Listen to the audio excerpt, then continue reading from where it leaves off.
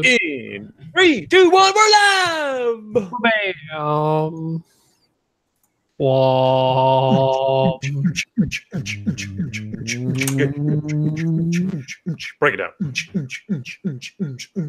Take the dance. Wow. Wow. That's where you're supposed to come in with a fucking horn, Wow. you old man. Wow. Wow.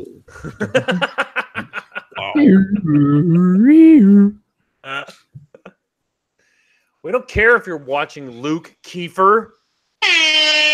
There you go.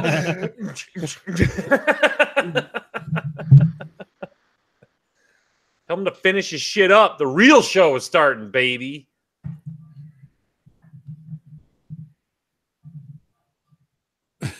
New record, only 10 minutes late. I never freeze. That's not a new record. I'm pretty sure it's No, later. we've been a lot later Yeah, than that. like- No. What? Oh shit, we've started at like 9:15 at one point. Pretty sure. Purdy. I had to do a lot of technical help today on my computer, which was awesome. And to pass the time, I decided to go watch the first couple of episodes of OCX Radio Live. Man, do I not recommend that? Yeah, Christopher Bound is right. We're not late. You're all just early. Yeah, what's wrong with you people? Yeah. Plus or minus, I'm going to go a minute, is when we started. Oh, Robert said this is as the closest time to starting on time ever. Wrong. We've done better. We started pretty on time last week, I think. Yeah, it I think figures. so. I I wasn't think. here. I was here, but I wasn't here. Welcome to our special guest, a chair. Man, this internet better fucking get better. That's all I know. I'm going to go see what they're running over there. Hold on. Give me a second. Okay. The Ryan and Mark challenge. See if they can fill 5 seconds of dead air. That's easy. Uba Glieben rock and rollin'. Oh, jeez. All right. Wow. Wow. What do I give the chat to poll on here? Hey, you're breaking the over-under already. I didn't do it yet, though. That's the thing. Yeah, Captain's doing this. Yeah, Captain's like, poll, question mark? Give it to me so I can count it. People are already typing twos, damn it.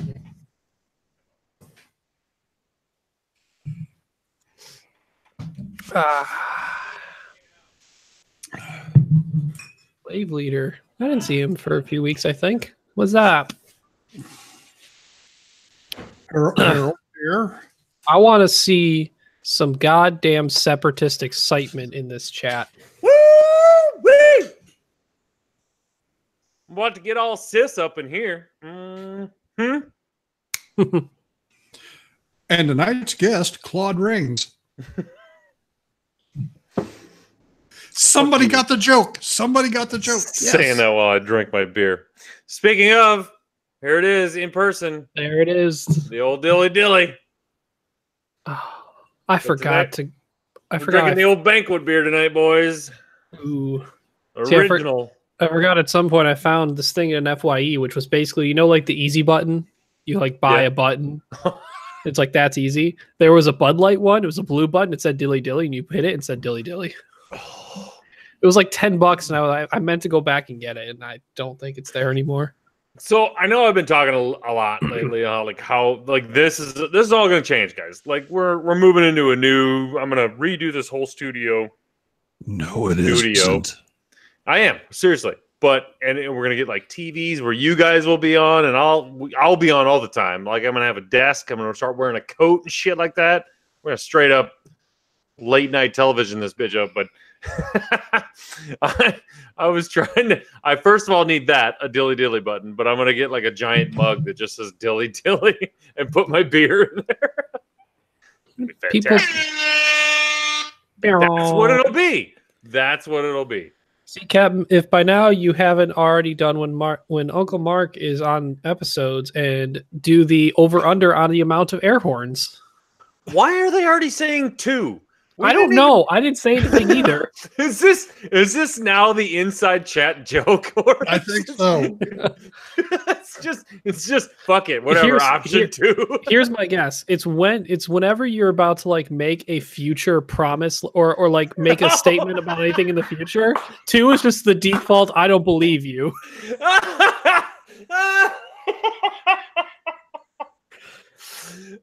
Like they're expecting me to say, do 1 if you believe Coach, do 2 if you don't believe Coach. There you go, Captain. Put that in your fucking over/under. How many promises does Coach make and not come through? Okay, let's make promises before commercial break, promises after commercial break. Oh shit. Oh, that is fantastic. All right, well, I think we're just gonna get going. We'll roll into our first little segment here. Hang on 1 second. I want to see if this is going to work.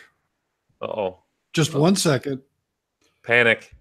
Just 100%. It's installing. I'm opening it.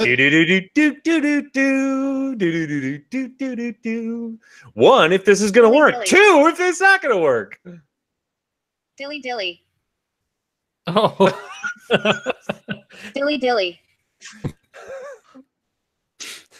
Oh, you know what? I don't know if I like that better than the air horn or not. It sounds like a slightly more grown-up chipmunk saying dilly dilly. Like it's not 100% squeaky voice, but it's just a little more. I'll play with it. I'll see what's. First of all, John Stevenson, your fucking acrylics are in the store. I just forgot which box.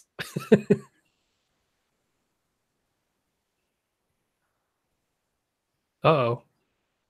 Coach Freeze? We're Dilly in that. dilly. All right. Dilly dilly. Bear with me here, folks. We're gonna plug in hardline here because the Wi-Fi is just not fucking doing it. Told you to. No, I didn't die. Just the internet. We'll see if this goes better. We're going to get rid of that app. Both at the same time. Hey, look, there's a cat on the chair now. Oh shit! There's a cat on the fucking show. So, was your last game a catastrophe or what?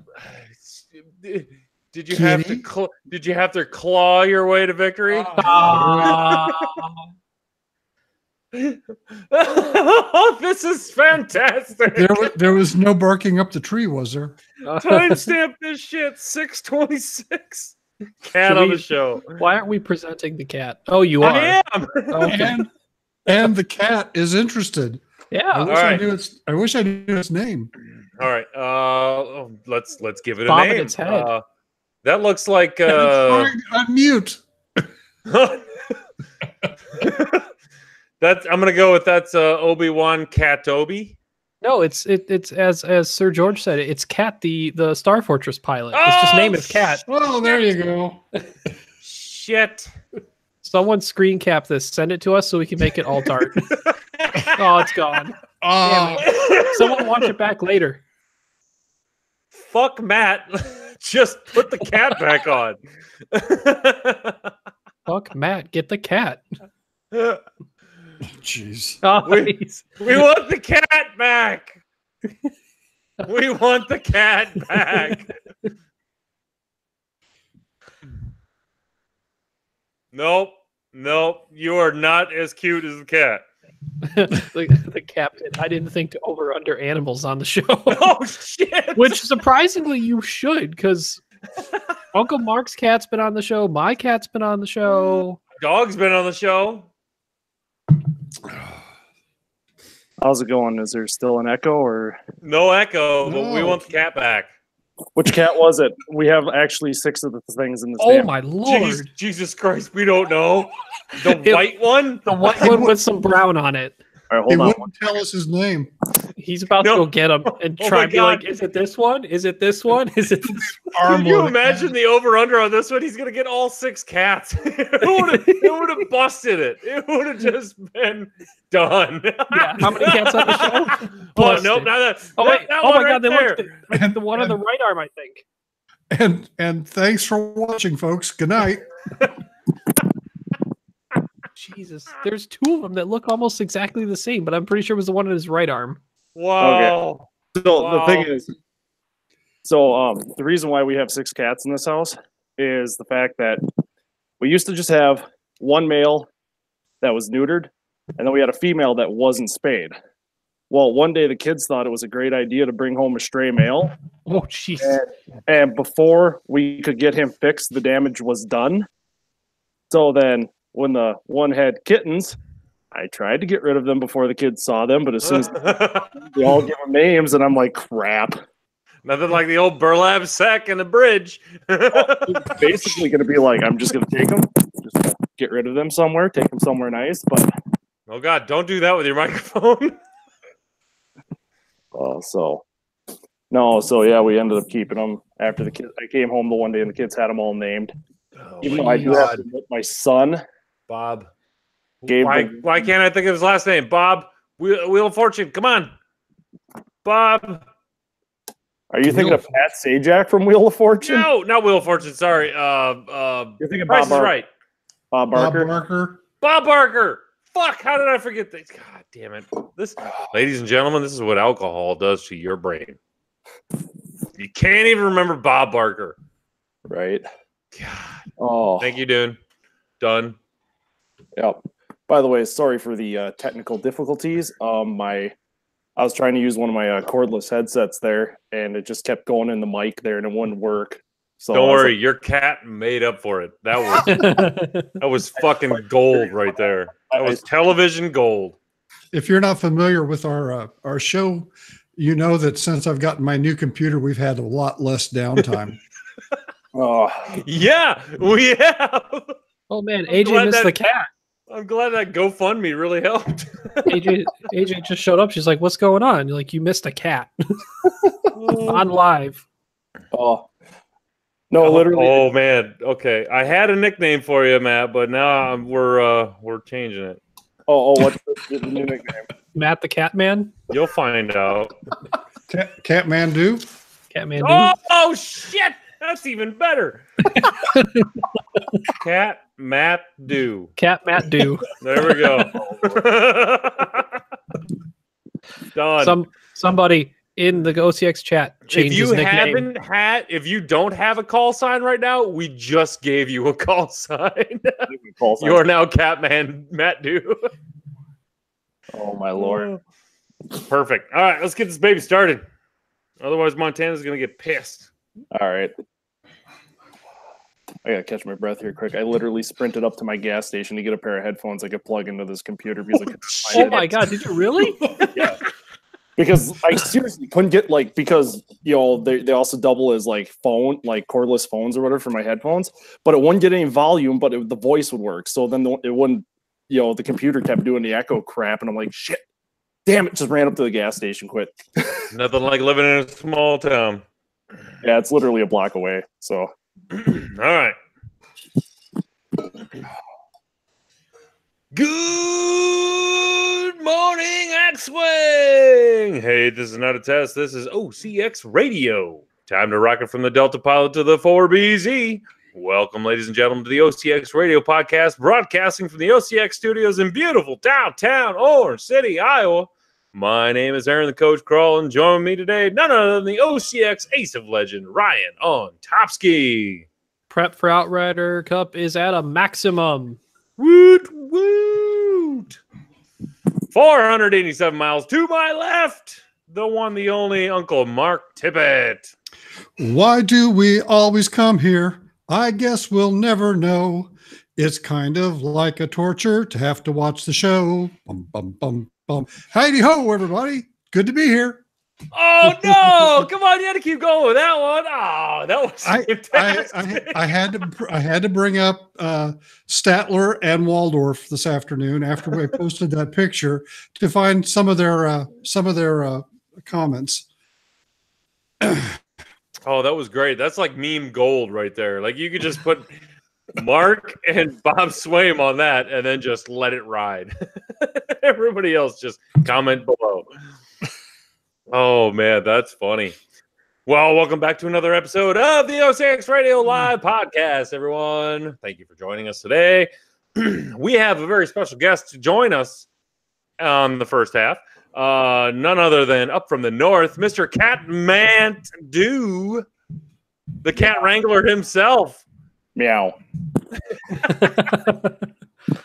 Ladies and gentlemen, this is just another reason why you should definitely tune in on Wednesday evenings at 8:30 Central on YouTube to the OCX Radio Live podcast, because my God, did we have a lot of fun with a random guest. That wasn't Matt. It was his cat. Sat there in the chair, staring at the camera, bobbing its head. We asked him some X-Wing questions. He tried to unmute. He tried to unmute. He's pretty quiet about the whole thing. I don't think he quite gets 2.0 yet, but maybe in the future we'll have him back on. Oh. But anyway. So to go over some of what we're going to talk about the show, everyone, we're going to first of all get off and we got a little news. Matt has some announcements that he wants to make, and then we're going to get into some of the news that just dropped today and some other stuff. We're going to hopefully get to some Uncle Mark. Get off my play, Matt. Maybe. I don't know. Maybe. Doesn't sound very fired up, Mark. Come on. It's been a while since we've heard the rage. But anyway. Meow. And then after that, we're going to get all the fun stuff. Meow. We're going to get all the fun stuff, all the separatist new news, all the crazy good stuff that's coming out. Hopefully, I don't know when, but I think they said, quarter 2, 3, somewhere around there? Quarter 1. No, fuck you. They're not talking quarter 1. March or April, I'd guess. Yeah. Wow. I'm not prepared. Anyway. So we have a special guest on tonight, Mr. Matthew Schluter. How's it going? From up north in the Minnesota area. Yeah. Yeah, sure, you betcha. Yeah, the winters up here get very cold. Yeah. No. Geez, that northern's blowing through pretty good, huh? Oh, yeah. We had that heat wave there that winter for a little bit. Jeez. I could hardly wear my coat. Yeah. It was pretty tough. Uh-huh.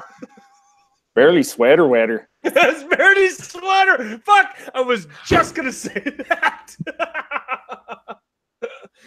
Well, the true Minnesotan beat me to it. So, Matthew, why the fuck are you on the OCX Radio podcast show tonight?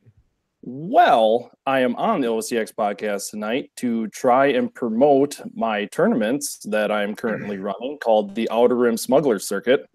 I am actually, with my first event that I'm about to run here, I'm just 3 spots away from selling it out. So yay. But the reason why I started this was I wanted to start a series of tournaments with the guys from Echo Base, which are from southern Minnesota, Rochester, Owatonna, Mankato area. And we're hoping to do a series of tournaments through different towns in the outskirts of Minnesota here, away from the Twin Cities. So that way, show local X-Wing groups and hopefully expand, get more people playing. So that's awesome, because Matt and I have been talking quite a bit about just running tournaments. This is his first one. And man, I kept telling him, I was like, whatever you think is going to happen, it's going to go way worse. It's going to be stressful. It's going to be tough. But so far, what's your count up to? 27? We're at 29. We're 29. We're 3 away from filling it out right now. So holy shit, that's awesome, dude. Yep. That's awesome. Yeah, golf clap on that one. And you're doing a little different of a format, are you not? Well, I originally was going to do a different format for this tournament, but it changed up due to the fact that my local X-Wing group community has been growing so much, and I've had about 5 new players that, are strictly new to it. Never played 1.0. They're just 2.0 people right from the get-go. And they wanted to play in the tournament.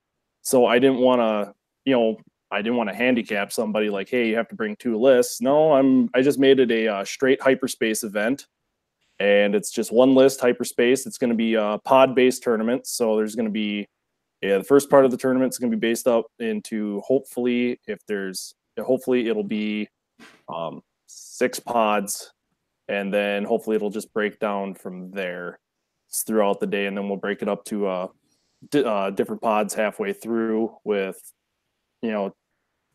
players equal level wins and stuff like that. So there'll be a number 1 pod with everybody who's like 3-0. They're going to play, and the winner of each pod's actually going to be taking home templates. So basically it's going to be 4 sets of prizes for each pod winner, and the overall winner of the tournament is getting a sweet Luke Carrington painted Slave 1, which is just awesome. So if anybody's seen the pictures, I think I posted a couple of them up on the page. Or if you guys haven't seen it, it's the one that's got the wicked ass like scarecrow skull kind of a thing going on. It's beautiful. Yeah. So, and the thing about it, like organizing this event, it was honestly just random. I was talking with a couple guys from Echo Base down, and it just snowballed from there. It's like, hey, maybe we should run an event. And they're like, yeah, it'd be cool to run a couple different events, and just started talking. And then I said, fuck it, might as well just start one. So I just started planning and made it. Started getting all the stuff ready for it. Found out that my buddy Nick is really good at making alt arts. So I got lucky there. So there's actually 3 really nice alt art cards everybody's getting that's coming to the event. So I'm just going to clue you guys in. The Boba Fett is fucking fantastic. Probably one of the best Boba Fett alt arts I've ever seen. So yeah, shout out to my buddy or my best friend Nick Markgraf. He's the one who did that and got it all designed up, and looks just sweet. The BB-8 looks awesome. The Boba Fett, and even the Commander Malorus, which he had actually a lot more put on it than I did, and he turned that thing. They all look just sweet. It looks really good. That Malorus is. I had to ask. I was like, "What's going on here?" And then he clued me in. I was like, "Oh, I get it now." Yeah. For those of you at home, I don't know. You want me to spoil it or not? I don't know. If anybody's watched Pulp Fiction, they might be able to get it. So when they see the card, okay, yeah, then we'll tease them a little bit. Maybe somebody who wins it will put some pictures up on the OCX Facebook page. So, yep. So there's that. And yeah, all the tokens and templates are coming from this lovely little organization. I don't know if you heard of them, Curlpaw Creative. I don't know. They're kind of new. I don't know if anybody's heard of them. Curlpaw Creative. Yeah, I don't know. You heard of them? They make. Did I do the voice? I think I did the voice. I think you did the voice from the commercial. Yes. Oh God, we need to make a new one of those. Sweet acrylic. Anyway, that is awesome. I'm super excited that for one, your first tournament is just popping off like crazy. 29 people, hopefully to fill that out, baby out. Your max is what, 32? I capped it at 32 just for the simple fact that I didn't want to overbear myself just in case if I had a bunch of random people showing up. Also that if I've been doing like pre-registration, so people have been paying ahead, so that way I have an exact count of who's going to be there. So yeah, and also everybody who's coming to the tournament's getting lunch and stuff like that too. So we're thinking Pizza Ranch is what is going to be giving out some food, which they're giving me a very nice discount. So that way we'll have lots of food. Yeah, getting the ranch up there. I like it. The only thing that makes me sad is that it's taking place in a mall. There is no alcohol. It makes me sad.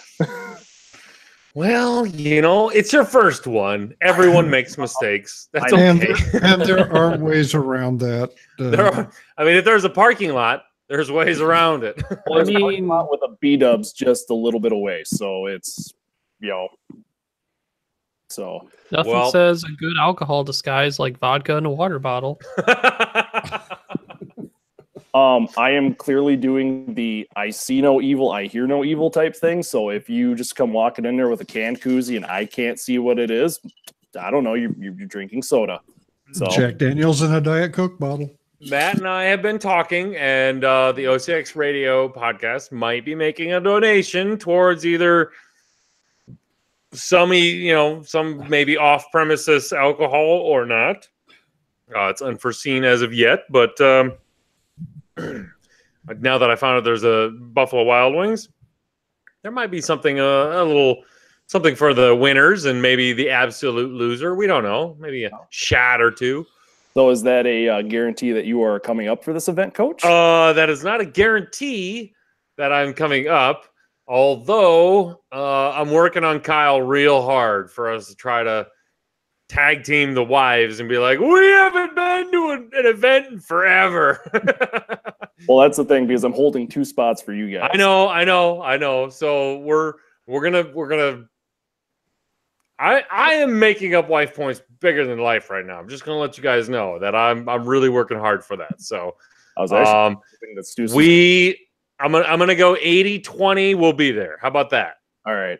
Gives me a little wiggle room that I won't be there, but 80-20 that we'll be there, and we'll bring some goodies for everyone, and we'll treat everyone there the OCX style. So Cool. I just don't want you breaking my heart, Coach. So that's why you're giving yourself a little wiggle. they don't call me the heartbreaker for nothing, and that is not an invitation to change my fucking name on the chat. God damn Oh, it. don't worry, they already changed yours. It's probably Catmandu. already changed by now. It's Catmandu right now. Oh, that's my. Yeah, I don't know why I said it. That's supposed to be for Schluter, but okay. I don't know. Yeah, I was actually kind of hoping Stus was going to be on tonight because I was going to ask him about that Bears game. Oh no! Oh no! Too soon. You thought Chicago disappeared. Hey, speaking of Chicago, he actually is like, I might be on once in a while in the future. Okay. You haven't played Pittsburgh's X-Wing in a owned year. Well, now football season's over for I him, know right? football season's over, so he'll get one game of X-Wing, and then that'll qualify him to be on the show again. Maybe that's somebody who I should send a message to. Be like, that is maybe the guy you should hold the spot for, because like Chicago. Remember how I helped you change that tire and all that stuff? You should he owes you bigger than life. Oh my God. Okay, so I don't know if anyone remembers. Old listeners, you will. New listeners, you won't. Last year's Gen Con, Mr. Cat Matt Do right here was the one that I'm setting this up terribly. Okay, so it is the semifinals. Your man, Ryan Ontopsky, is in the semifinals playing against Simeon. Yep. In Worlds for the title. And for some reason, this dust storm. Sorry. Chicago goes out to get a beer before the game, and he's going to have a beer or whatever. Notice his tire's flat. What the fuck? So he starts cranking on it, gets his jack up there, and out of fucking nowhere, the sandstorm comes out of nowhere and blows his truck off of the jack, and he's sitting there, rim on the ground. Excuse me. And none of us have the wiser, because the fuck if I'm answering my phone, Kyle and I are watching Ryan win this game. And then finally someone comes up to us. I can't remember who it was, but they're like, Chicago's in trouble. You guys need to get out there. And through the whole fucking game, we couldn't even watch him because we're sitting there trying to get this fucking truck back up there. And of all people, and this is a testament to the OCX mindset. Matt was like, what? You were a brand new listener pretty much? Basically. And you came up before that, had a couple beers with us. We had a good time. He's pulling out, and he comes up. He goes, do you guys need some help? And we're like, yes. First of all, someone needs to drive and go get a new tire and this, that. How many hours did you spend going and get that new tire, Matt? I think it was about 2 hours. Everything. I was going to say, it was 2.5 hours trying to get this new tire. You had to get a new freaking jack. You got all this stuff. And you, like a saint, were there. And you drove them back and forth. You helped us out. we gave you as much beer as we could pump into you before you said, fuck it, I gotta go. I gotta drive home. Right. And yeah, it was, we still can't thank you enough. That was awesome. That was just good old fashioned OCX mentality coming through. And it was great. We can't thank you enough. Although we have given him a free shirt, and I think I gave him some other stuff, and I'm just throwing stuff at him. But yeah, I had to work out. Like I said, I had to start losing weight. I know. See, and there you go. He had to start a new diet and start working out to fit in the shirt that I gave him, and it fits him really nice now. But so that was a little backstory about Matt, and then after that we started talking, and then created a really good friendship, I think. And he conveniently likes to drive down to deliver some grain to me, and he's like, "Hey, what are you guys doing at noon?" And I'm like, "Nothing. I'm on my lunch break. Let's go have lunch." And then he doesn't show up till like 12:30, 12:45. I'm like, I'm getting there better. goes my lunch break. Getting better at that. You're getting better. You're getting better. I actually beat you to the place this time, so. Well, I was waiting for you to call me, so. Oh, okay. But anyway, yeah. So, first of all, where is the tournament at? It will be taking place at Sanctuary Games at the Hutchinson Mall in Hutchinson, Minnesota. So, which is about an hour away, hour west of the cities. Yeah, give or take, depending on what part of the cities you live in. It's from like downtown Twin Cities. It's about an hour 15, hour 20 from the downtown. If you live on the western side of the cities, it's about an hour. So, and the chat wants to know what you're drinking. Oh, well, because I'm on a diet, I'm polishing off a bottle of Windsor Canadian Black Cherry. And for what I am mixing with it, since I can't have soda or anything like that because sugar is bad, I am drinking Pierre mineral carbonated water, which surprisingly is very good with this. Jesus, buck up and just do it with water like the rest of us old men have to do. I need carbonation. I need carbonation. Right, Mark?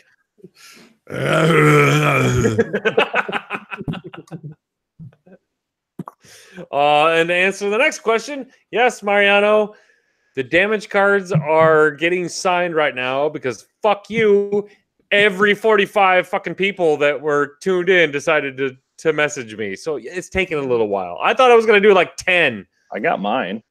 Yeah, you got yours because you were in town the other day. You underestimate the power of the viewers and the word free. It was so bad. I was like, fuck it, I'll do like 20 at max. I had to create a whole fucking spreadsheet. And by the way, for all you people listening right now, if you haven't PM'd me your mailing address and you're not on the Patreon subscriber list, I can get you your card. So, you know, that's tough luck for you. But this is all right, I'm going to butt in here because we got some news from our mother from around the world, Miss AJ. First of all, yes, this is OCX, and what the hell were you expecting? 2, there is actually a bet out there. I don't have to get my card sent out until FFG updates the points. So, fuck off. And 3, AJ just broke the news on the chat just a little bit ago while Matt was talking. I believe she said FFG is sending an official kit all the way to her neck of the woods over there in New Zealand, which is awesome, right? And that Morgan Reed may be coming out of retirement.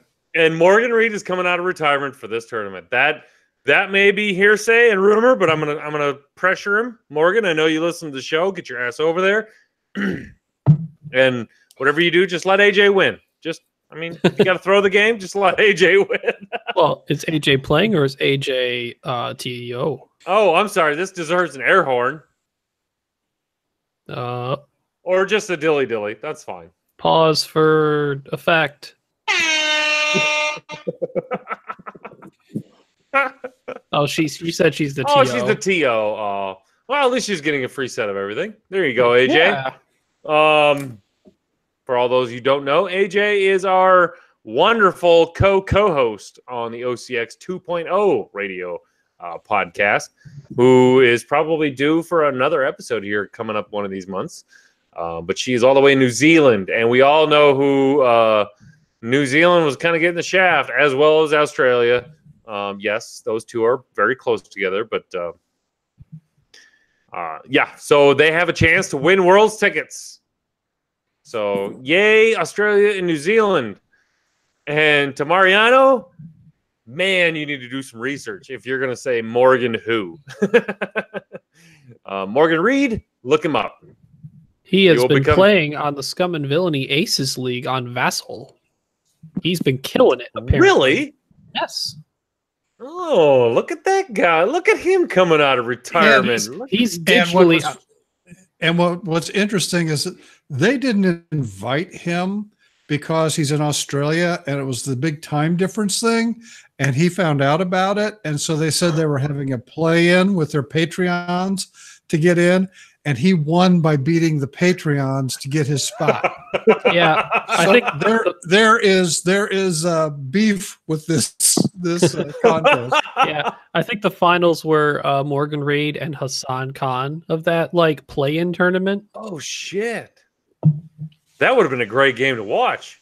And apparently they've got all these saved on vlogs that you can go in and find them. Oh, yep. Perfect. They got them somewhere. And actually, plug for Kevin Lines, Echo Base has been doing YouTube videos on breaking down the games and going through them, and they can pause them whenever they want just because they're watching through the vlog. So you guys, I checked out your first 2 episodes, pretty good. And you know, when I say I know how to pick co-hosts, I really know how to pick co-hosts. Also, Kevin sounds like he'll be making an appearance at my tournament as well. So I be prepared for Poe and 3 A-Wings. I played him on Saturday down at Lucky Dice in Owatonna. I went down there to hang out with those guys, and that is a wicked good list. So he converted me to what we like to call the Church of Trick Shot. I am now a convert, so I agree with it. The Church of Trick Shot. Yes. Oh my god, I love that. Yeah, I have T70s with trick shot on them now. There's a reason for that. I need to attempt trick shot. I've never played a list with the intent on getting obstructed shots, so let this be a readjustment. Well, the thing is with those A-Wings, it's stupid good because especially if you're just kind of flying out and you just set the arc to the back or something like that, it's you'd actually be shocked how many times it procs in a game. It's ridiculous. Yep. Yeah, and that Poe he described on Minok that he likes to play definitely screams of Corn player. Yeah, it was really hard. I was flying a General Hux and the Upsilon, and then 3 SFs with the Gunner, the lowest level, all pilot skill 2. Nice. So I tried that out, and I called him on him. He was coming around the corner of the board. He was trying to get around my formation, and I called him, and I was able to come in. Poe still slipped it. Like I had a really nice kill box set up with the Upsilon and the 3 SFs, and he still slipped it. It was just so hard to lock down that Poe. So yep. Well, I tell you what, Matt, first of all, from the chat, when the hell is this thing going off? Oh, it is going off January 26th. So all right. Start time, sign in will be at 9:00 in the morning. Hopefully we'll have dials down by 10, and I'm hopefully have everything done somewhere around 6:30, 7 if everything goes smoothly. It won't. There's no way you're gonna get that done by 6:30. Just gonna let you know. I have high hopes, Coach. You are already off to a better start than I could ever imagine. So all sending my energy your way, but well, that was the thing too. Is I talked to a lot of people who've ran events before, and I picked, got information from them, do's and don'ts, about like what software I should run, what should I do, and just get everything set up. And like I said, my original idea for the tournament was I was going to have people come with 2 different lists. Each of the lists have to be completely different from one another. And it was that was basically, the first half, first 3 games, people are going to run one list. The second half, the people are going to run the other 3 lists, and kind of change up halfway through. But like I said, I had an influx of new players. That changed because I wasn't going to force them to try and run 2 lists with just, bare bone X-Wings, Y-Wings, or just TIE fighters.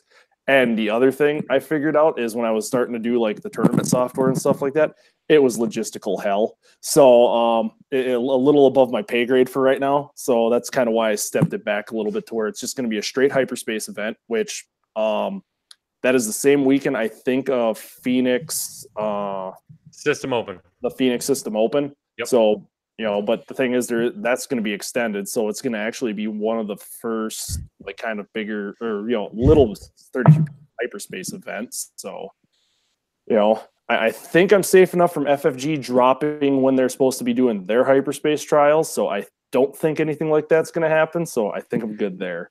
Don't even get me involved. Don't even get me started on that. We're not going to go there. Well, I thought I heard somebody talking about that. Like, I don't want to go there. Okay. I just don't. Okay. It's a sore subject. It's a touchy one.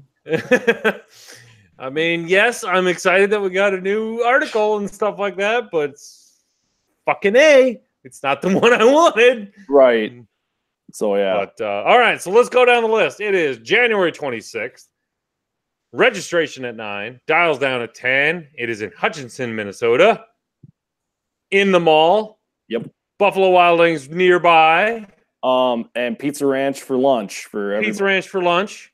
A lot of fun stuff. Kevin Lines, possibly Coach and Stoos. Mm-hmm. Sneaky beers. Oh, also Snapchat. Sneaky beers. Snapchat Sarah's going to be there too. Oh, it's Snapshot Sarah's going to be there.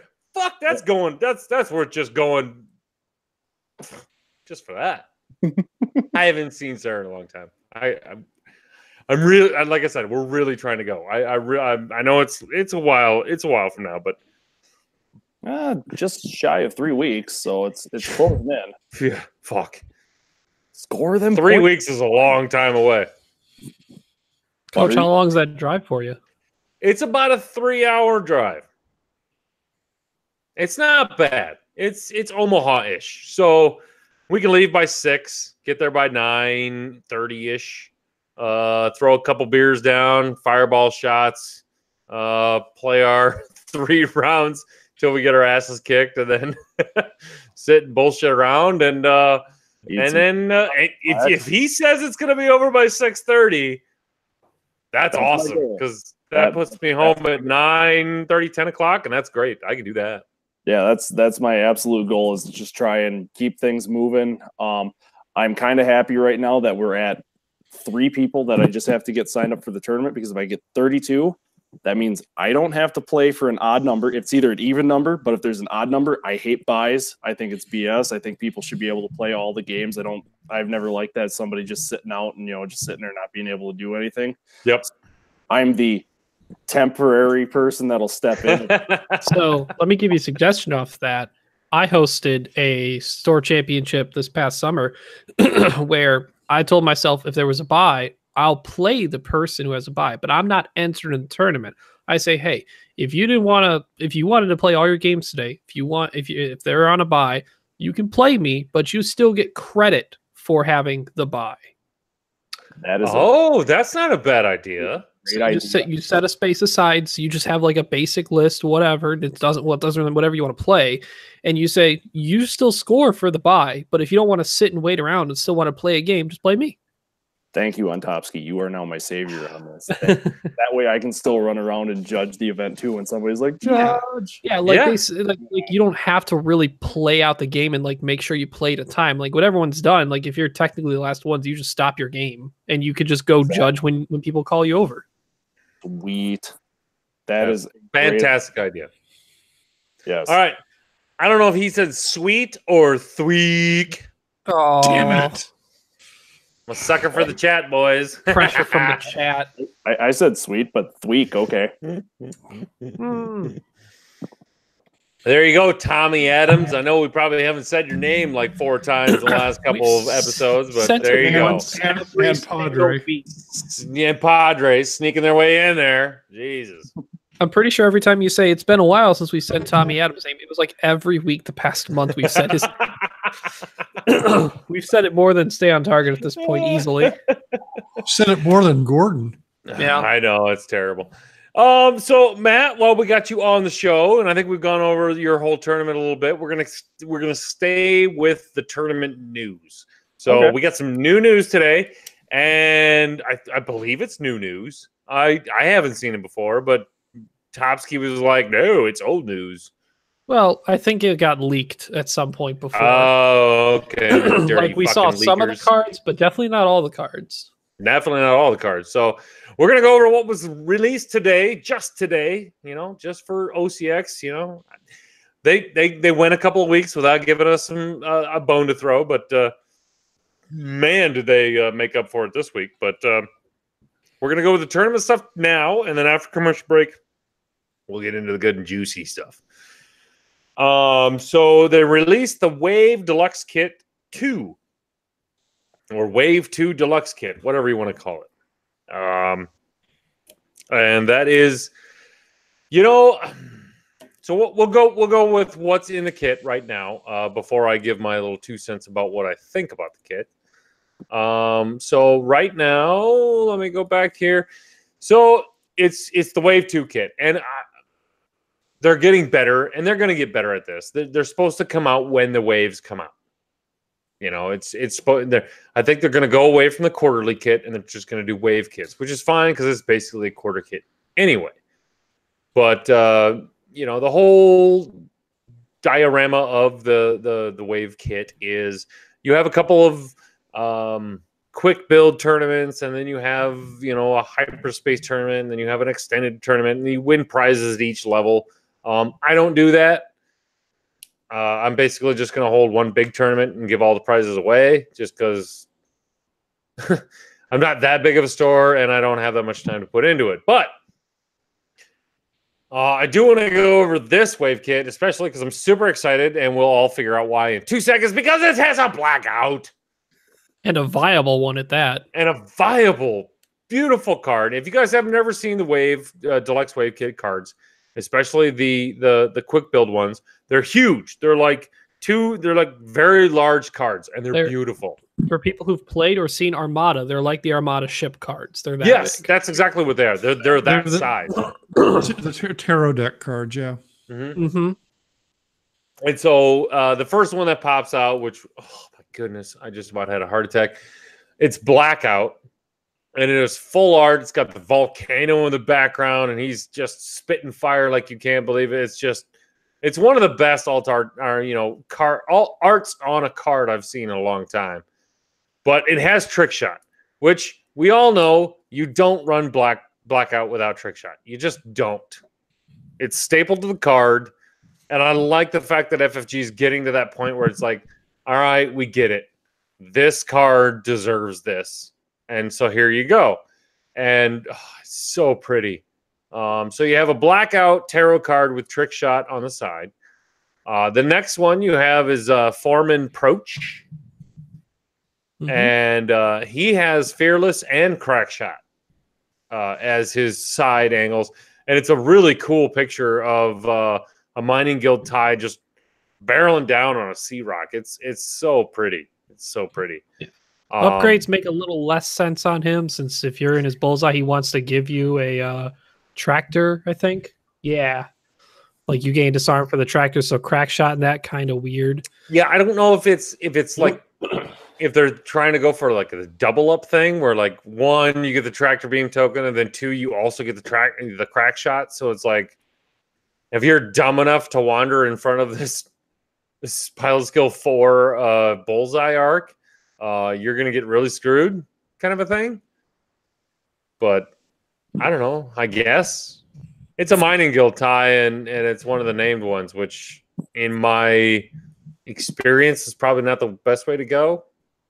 I think they're better as a filler, but he's pretty cheap, so I can see how it goes. The next one is Greer Sonnell. And okay, so we brought this up earlier in the show. It's mildly amusing for this Resistance A-Wing to have prime thrusters and marksmanship as its upgrades. But in the art, it's obviously shooting a missile it's shooting a missile.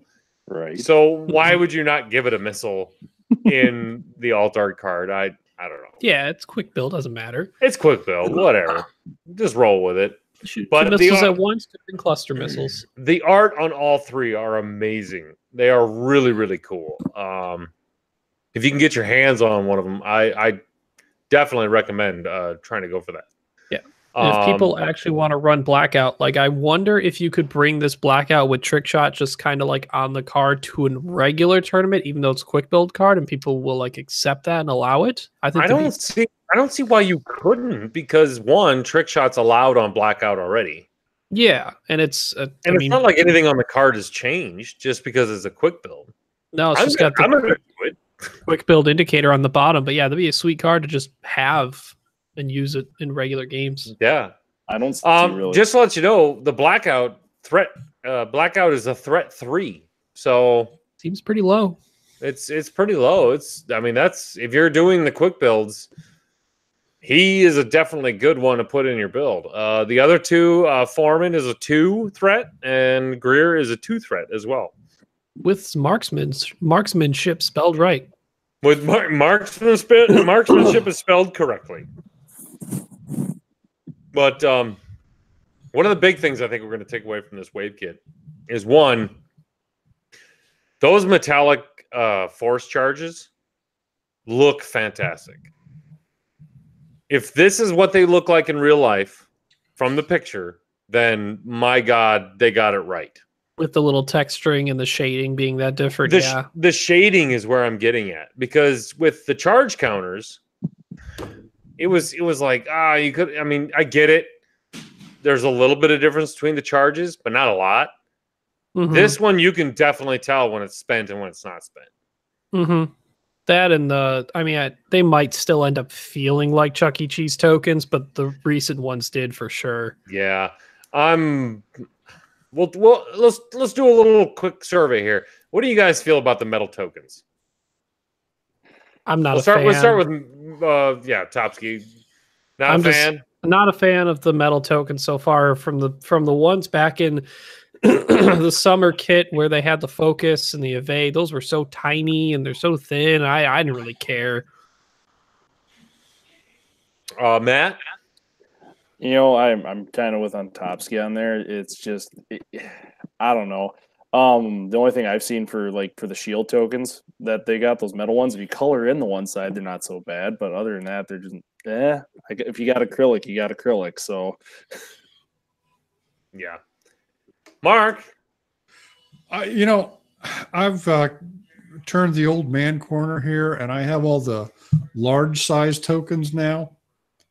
And so the metal things don't mean anything to me. I like the big ones that when I'm playing, I see them on the board. I'm going, oh yeah, I have a stress. Oh yeah, I have problems. So yeah. It just pisses me off. They went away from the challenge coins and did these little things. Like, yeah, I understand when you win a challenge coin, you win a challenge. But it was a challenge coin. It was really fucking cool when you won a challenge coin. And it was really nice to have a plaque or something when you won right? a store. There's something you could put up there and they look like a goddamn medal. I mean, because they are. They're technically a medal. These days, and to harken back on the evade and the focus tokens, they were so tiny. You could barely get your fingers underneath them, or and you try to put them back in your kit, and it was just trying to dig them out. It was just a hassle.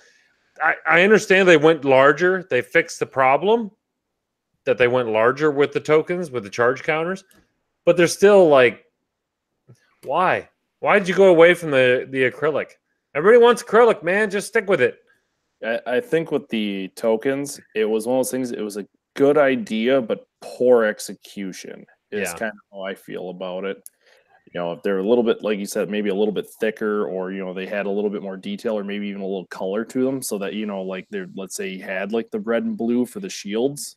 That way you knew when you flipped them, they were fine. But other than that, yeah, and they're not colored.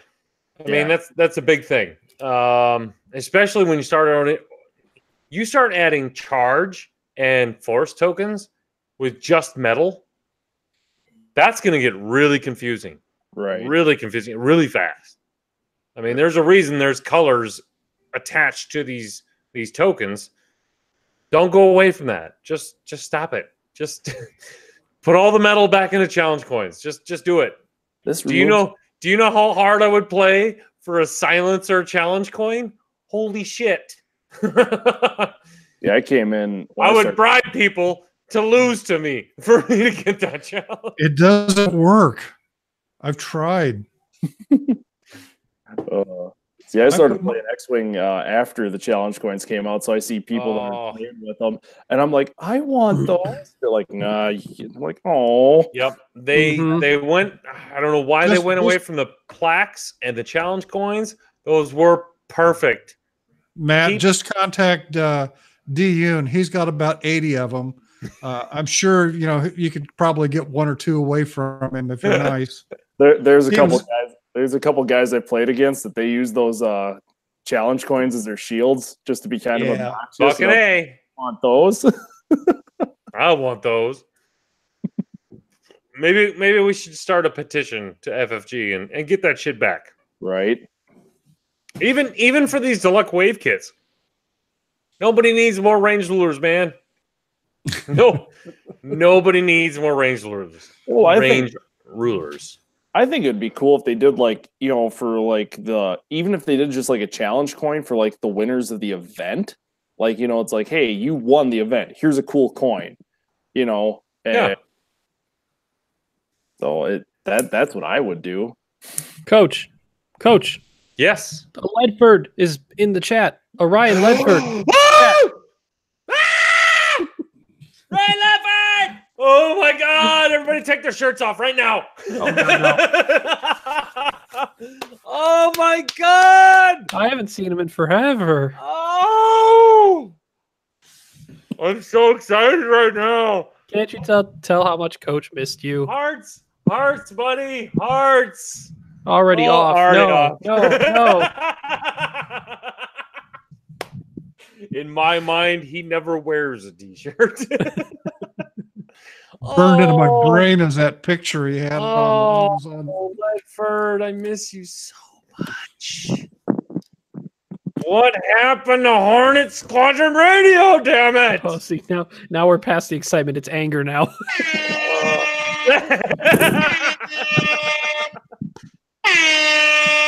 All right. Hold on. We'll save the Ledford letting the Ledford out for the shit or the commercial. But there's a couple more things on here I want to get to in references to news. So, as well as the metal challenge coin or the charge coins you can get, they also have, as always, they're going to do the hard plastic, the cards, which this year or this wave is the Epsilon Squadron Cadet, and it is also the. Oh no, I'm sorry. These aren't the plastic ones. These are just extended art. Yeah, it's the same thing as Wave 1. You have the Epsilon Squadron Cadet as one alt-art card. It's like 16 of them or something. Yeah. And then there'll be X amount of a heroic alt-art card. So, and then they'll have the front and back plastic of one on each side. Yeah. Same thing as Wave 1 that had R2-D2 and an Academy pilot, I think. Yep. And again, whoever they got as an artist now, thank God they got rid of like the who did Harris and Doula or whatever. The art on these are fantastic. The heroic one is awesome. Yeah, I love that art. It's really, really good. And then moving on, the top 32 of each wave is going to get a double-sided Blue Squadron rookie and a Scorch for the Wave Championship. And the top 8 are going to get the charge counters or the charge metal tokens. Top 4 get acrylic proton bombs, which that is probably the biggest prize out of this whole set. Because it's acrylic. and it's a proton bomb. It looks. I don't think they've done a proton bomb acrylic, have they? I don't know, but it oddly still looks like a seismic charge. I It's know. just I know. it's just a little more No. explodey. It's no. The shitty part is like the middle icon in the template is a seismic charge. That's what I mean. It is. It's not even. You can't even call it anything else than a seismic charge. Yeah, I think they'd be better off by like not having the little icon there. Just make this just a burst of Just blue. make the burst and maybe like a circle in the middle or whatever. Whatever. It's a proton bomb, but it sure as shit looks like a fucking seismic charge. Actually, it's a very versatile bomb because you could use it. Oh shit! Way to go, Cat Matt Do. You know Really what? Fuck good. it. You're gonna be like, no, it's a proton bomb. Nope, it's a seismic charge. Right. And there's Judge. Yeah, you just have your resistance bomber trajectory, one of them, and you have them both equipped, and you're like, I'll figure it out later. I'll figure out whatever's preferable. Yes. Judge. Click, Judge. click. 2 bombs in 1. Oh, that's fantastic. And again, the Wave Championship will receive a double-sided. This one's going to be the plastic Blue Squadron Rookie and Scorch card, which has more of a white. It's more of a water painting than it is the rest of it. It's just gorgeous. Mm-hmm. It's like the new cards for the System Open, but they're not. I don't think they're translucent. No, this is No, like they're- for anyone who did the store championships back over the summer. The Cavern Zealous pilot had the same effect on it. There you go. There you go. Yep. Yeah, That's exactly what they are. And then for the Wave Leader, you're going to get white 1, 2, and 3 templates with orange lettering because they're blank. it's FFG and they have some weird asphyxiation with yellow orangish piss color. I don't know. Asphyxiation was probably the wrong word, but what's the word I'm looking for? Association? Association. There you go. There's nothing wrong with accented orange, but I don't know about the white. That's so that bad. doesn't- I mean, guys, branch out a little bit. Come on. Well, Those- so if it wasn't range templates, what would you give a Wave Leader, Coach? A fucking plaque. God damn it. Just give the plaque again. For fuck's sake, it gives us nerds something to hang on our wall and make it like everyone has acrylic tokens. And if you don't have acrylic tokens, you've probably already bought them or whatever, but still, give them a plaque. Give them something they can stare at and put on their trophy wall or something like that. Don't give me another set of fucking 1, 2, and 3 templates. I'm gonna go, well, okay, so my 2018 store championships, here you go to somebody who already has 2016 store championship ones, and they're like, well, fuck. You know? God damn it. I've been only playing this game just shy of 2 years, and I already have like 5, 6 sets different of range rulers. You know what I would like? A challenge coin. Or a plaque. Or plaques are nice. I got one last year for winning campaign against cancer. That thing is just sweet. I like Right? it. So You mean you can win plaques?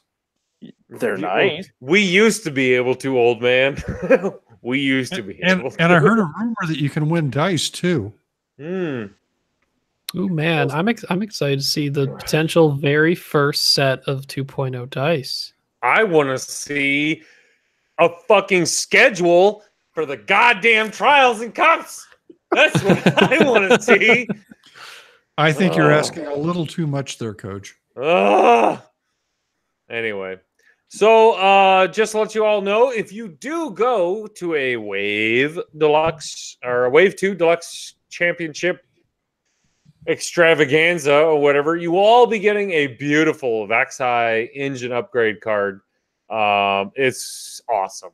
I mean, I know it's the same art, but there's something about the art that they do putting it on a full card.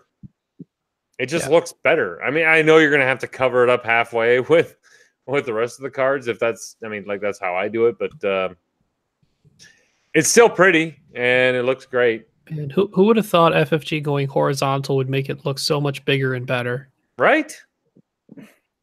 Simple graphics. That's my motto. You go horizontal, you'll never go back.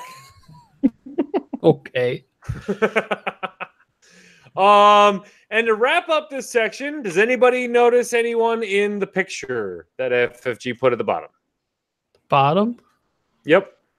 Because that's kind of the game, you know, who's in the picture. Oh, I don't recognize anybody in there. Oh, okay. I was like, you're telling me you know someone? I don't know. Mm-hmm. I mean, the guy to the very right looks like Aaron Bonner, but he's wearing flannel, and I know Aaron Bonner does not wear flannel, so it cannot be him. But Yeah, if you know who's in the picture, throw it up in the chat. We'll give him a shout out. Josh says Nick Jones is in the picture, so good for you, Nick Jones. I'm just glad they stopped using the Ricky and Chico and me picture, because that one's been used like 3 times. And I'm like, for fuck's sake, guys, I know we're pretty, and Ricky's stomach is like large in the midsection, but you don't have to keep putting it up there. Chambly and Nami are in there? No, they were in a Gen Con banner. Oh. I got to be in one of those glamour shots too. Yes, you did. I remember that one. I remember that one. You fucking messaged me the day you were. I was like, I'm on the FFG page. I was like, yeah, it's nothing new. I felt special. Oh. Well, you're not.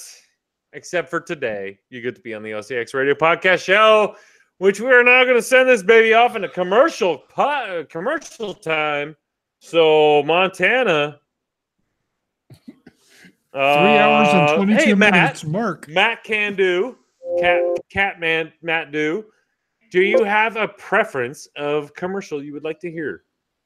Oh, geez. I don't know necessarily.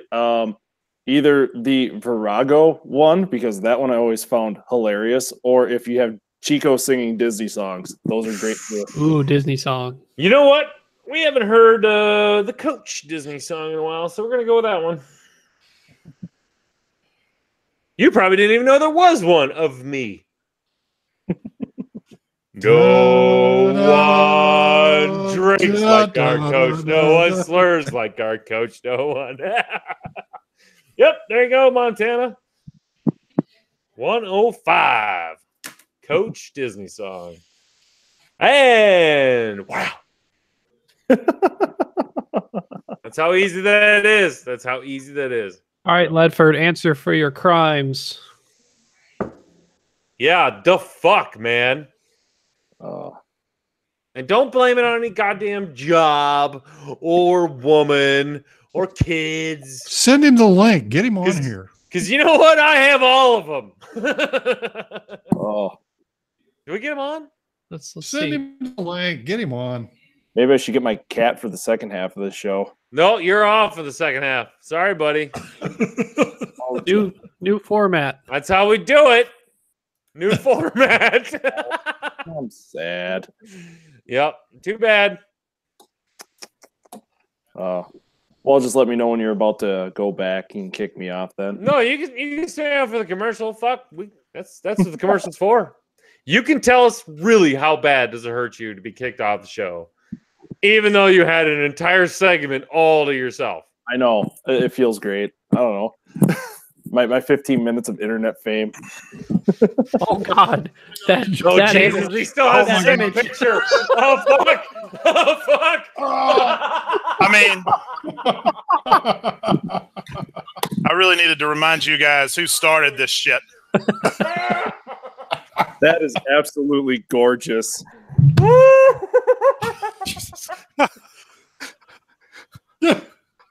Yeah, this whole Poland thing. I'm sorry. You have to set this shit straight. What This happened? did not start in Poland. What? No. No. I like. Wait. What X-wing expansion is that in front of you? Oh Jesus! Is that the core set, like original? It is. No. No. I don't think so. Is it? Well, it's a, I'm not Fucking looking Saw's that close. Renegades. That's Saw's Renegades. I'm getting. Oh, that's where it is. Turn your goddamn. turn your That's me. YouTube I'm like, what off. the fuck is going on here? This is how long it's been, guys. I'm sorry. Seriously, you're supposed to be a professional at this shit. I'm supposed to be. Come on. First the cat, now the fat. Look What's at up, that. guys? Oh, first the cat, now the fuck.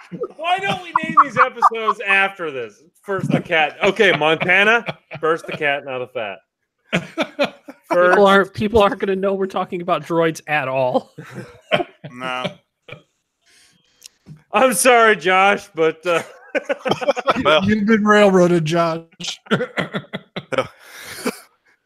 That's not me.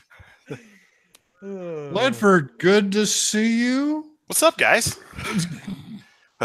I was present for Zach. Yeah, you've lost it. We understand. I was there for Zach Bart topless at PAX, so oh, you were in person. that's less hair than Zach. So Oh man, no, you've never seen a back. Unless you've seen Ryan Ledford's back. I make 300 pounds look good. witness. You know what? Fuck it. The entire week, I'm gonna pin that YouTube video that Kyle made, where you just look back at the camera in slow motion. Good news. Dun, dun, dun, dun, dun. Doc's taking the streaming route, so I guess What? I don't know. I did. I backed out of it because shut the fuck up. I took a new job. I didn't take any time off, and now this year I've planned out most of my year up to Gen Con at this point. Ooh. So, are you gonna be at Adepticon? No. Oh. No. He said Gen Con. I'm planning for Gen Con this year. All right. I've never done it, so we'll try it. Noob. That was a noob last year. Ooh, we might have a spot open in the OCX house. I don't know.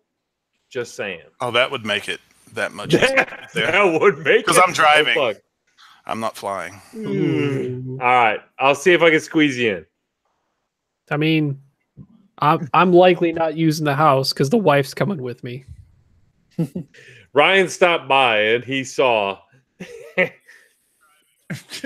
And his wife said no. No, she's like, this looks like fun.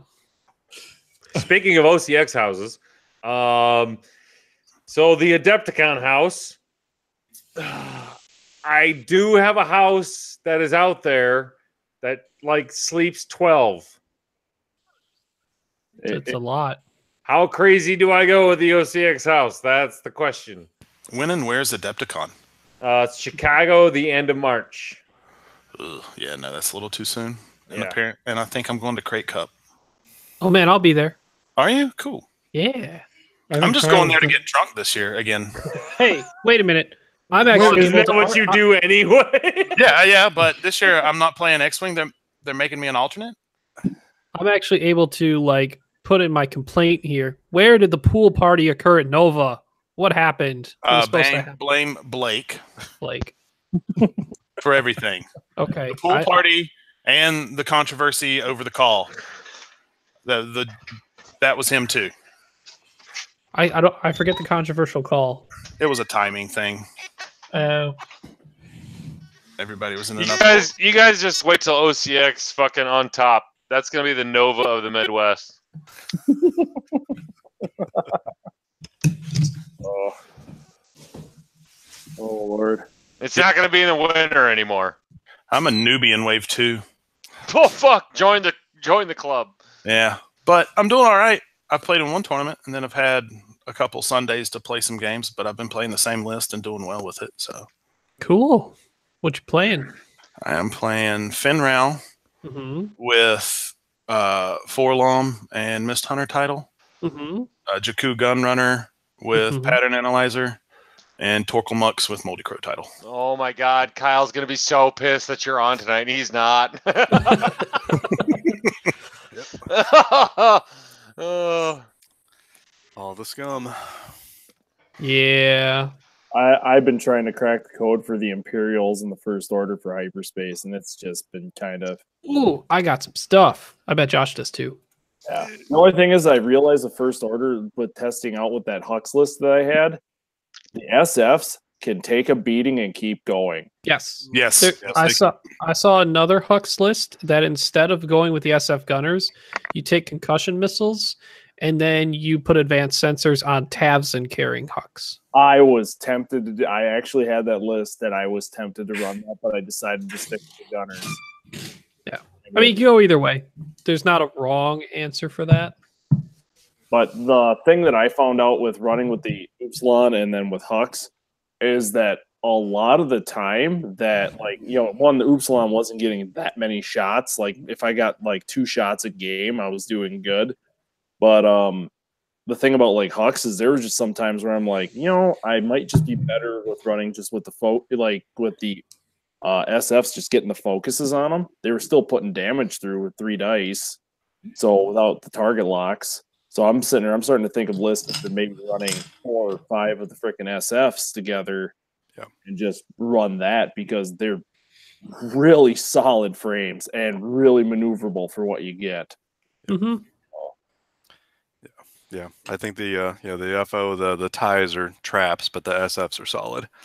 Right. Hey, wait a minute. Some of them are traps. Yeah. I don't believe in an FO swarm just yet, but I do believe in intermixing like quick draw, a couple solid FOs, and an Upsilon. Scorch is definitely solid, and then Knoll is just broke as shit. So yeah, I7 coordinate probably shouldn't exist. Yep. I have a 5 FO list that I have yet to try that I just kind of want to test out. It's basically Midnight, Null, Commander, Malorus, Scorch, and oh god, what the hell's the other one? Long shot. Long shot. And basically you run swarm tactics on all of them. You keep them just kind of, they don't necessarily have to be all clumped together, but you keep them out so you can do the chain of where they all start shooting at 7. It's something, it's a cheeky list that I want to try out, but I haven't been able to get it on the board yet. I got one for you. I ran against it last week. It was impressive. It was 4 SFs, 1 quick draw, and 3 generics. He didn't put the title on them, but he had concussion missiles on the generics and homing ions on quick draw with the targeting synchronizer. Where he can use the target locks. Yeah, and the fact that you can rotate that arc and shoot missiles out the rear really caught me off guard. So I made one bad position, and he just lit me up. And he, and concussions have 3 charges apiece, so he had like 12 missiles. Yeah, I don't think it's a bad idea. Like if you have a few extra points left over, if you would just put homing on quick draw, shoot its regular shots in the beginning, and then like as you're trying to clean up a ship, just out the rear a missile like a homing, like that's like your guaranteed damage on trying to finish someone off, or just let him take 4 dice. All right. Yep. I'm also waiting for the points adjustment to see what I can do with Imperials. Right now, I've got a couple of lists that I'm trying to do because it's Strikers, Reaper, Strikers, Reaper. Honestly, like Countdown and Pure Sabak. Holy crap, those 2. You need to talk to Josh more. I don't know anything about it. I know nothing. I have one list I'm running right now, or I tried out the other day, and it just worked so well. It was 3 ties and 2 of the strikers. I ran Hull Runner, Iden, and Wampa, and then I ran to the strikers Countdown and Pure Sabak, and Countdown and Pure Sabak both had trick shot, comes to 200 points. It worked out so well. Like it gets a little tricky for like keeping Hull Runner kind of close to the strikers. But as long as you're doing kind of 2 maneuvers and doing the boosts and stuff, you keep them together. Oh, just being able to do those 3 dice attacks with the freaking rerolls plus the focuses. Oh, it's so nice. Yeah. No, Countdown I think is probably one of the most underrated Imperial ships right now. It just does not get any amount of respect that it should. I ran, like, honestly, my love for Countdown came back when I ran him at Worlds. He freaking just was awesome, especially if you get him to the late game and somebody has to try and kill him. You know, it's just round after round. It's like, oh, you're shooting at me. Okay, you did more than my evade. You know, you did 2 more than my evade dice. Okay. Well, yeah, and with Proton Torps out there and with the Upsilon shuttles coming out, you just shove him up there and just say, deal with me. So, right.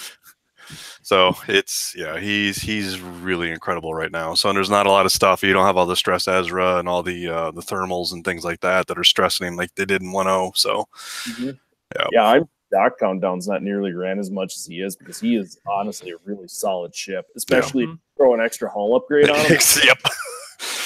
You throw him with 5 health and he lives forever. Right. Oh, this sounds familiar. Huh. I don't know. By the way, other Christopher Brown in the chat, I don't think you've met Mr. Major Dick Vermeil if you saying Reapers are garbage. That's the other list that I have is just Countdown, Pierce-a-Bach, Duchess, and then Big Dick Vermeil. Those four work together so well. I don't know that. Big Dick Vermeil, huh? Big Dick Vermeil. Wasn't he the coach of the Rams in the late 90s? And I don't think they called him Big Dick, but it was definitely Dick. To throw a whole upgrade on him, and he's thick dick. So, Mandu, which I've shortened your call sign down to Mandu because Matt Do is just too much. So Mandu, Cat Mandu. We'll just go Cat Mandu. Cat Mandu. What was your equivalent beer count, by the way? Okay. Oh yeah, you know. Yeah. Ooh. Oh Lord. How many drinks you have? Well, 2. I had 2 drinks, but I had that much on the bottle to start with tonight, so I don't know what you want to call that. For a beer. So we'll go 5 drinks. We'll go 5. I am feeling quite nice at this particular All right, moment. we're gonna go with 5 beers because apparently there's an over/under on this show that is now going to be an ongoing thing, and this is a thing, I guess. When she gets back home. So she's If my 2 beers are equivalent to 5 beers, Have you had 2 beers so far? I'm working on that. I just got home, motherfucker. It's only on the show. Only Okay. on the show. I pre-gamed. I mean, I've seen you down a couple of beers. I mean, I'm not doubting you that you could do 2 beers in this amount of time, but Hey, look, it's cat number 3. It's Samurai Sam. I'm gonna get a webcam. This And I'm is gonna just try to water. buy Bruns' equipment from him. And if that fuck off, done. I've seen you hoisting the beer up there. Don't worry about it. That's just water. By the way, Kiefer really wants one of those. By the way, the coffee mugs are the greatest fucking coffee mugs ever known to man. Minus the shattering one, but We'll get to that. We'll Okay. get to that when the show is again the show. But yes. Oh my God, my wife will not drink out of anything else than the world's She took it? dad. I got 3 of them, and I was gonna sell I was gonna sell a couple of them, and she's like, "Nah, they're ours." now see, I thought about going with some pink ones and doing like World's Greatest Woman to kind of cover that market or that demographic, but You should. I know. Because I'll probably buy another 3. I'll probably buy another 4 and get 3, and we'll be good. It's going to cost me $50 to send it to New Zealand, though. You know. So- Oh man, you know AJ is gonna be all over that. yeah, you know, we try to be all inclusive here, so Okay, well, if Matthew, the Kathmandu, is already at 5, I'm gonna pretty sure whoever bet the under on the beers, you're fucking long ways down. Well, didn't they say it was a 10.5 or what was the? They said it was 10.5, which I thought get was the double dose. Coach, Yeah, how much you got already? I'm almost done with 4. Okay, Uncle Mark's got 2.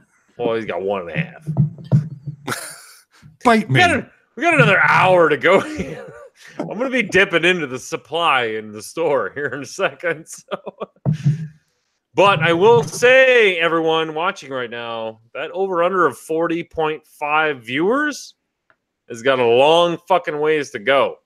Unless you start sharing it And everywhere. I ain't giving free shit away this episode. Tell everyone. Hornet Squadron's here. Hornet Squadron's here. What if Hornet Squadron gave away a free prize?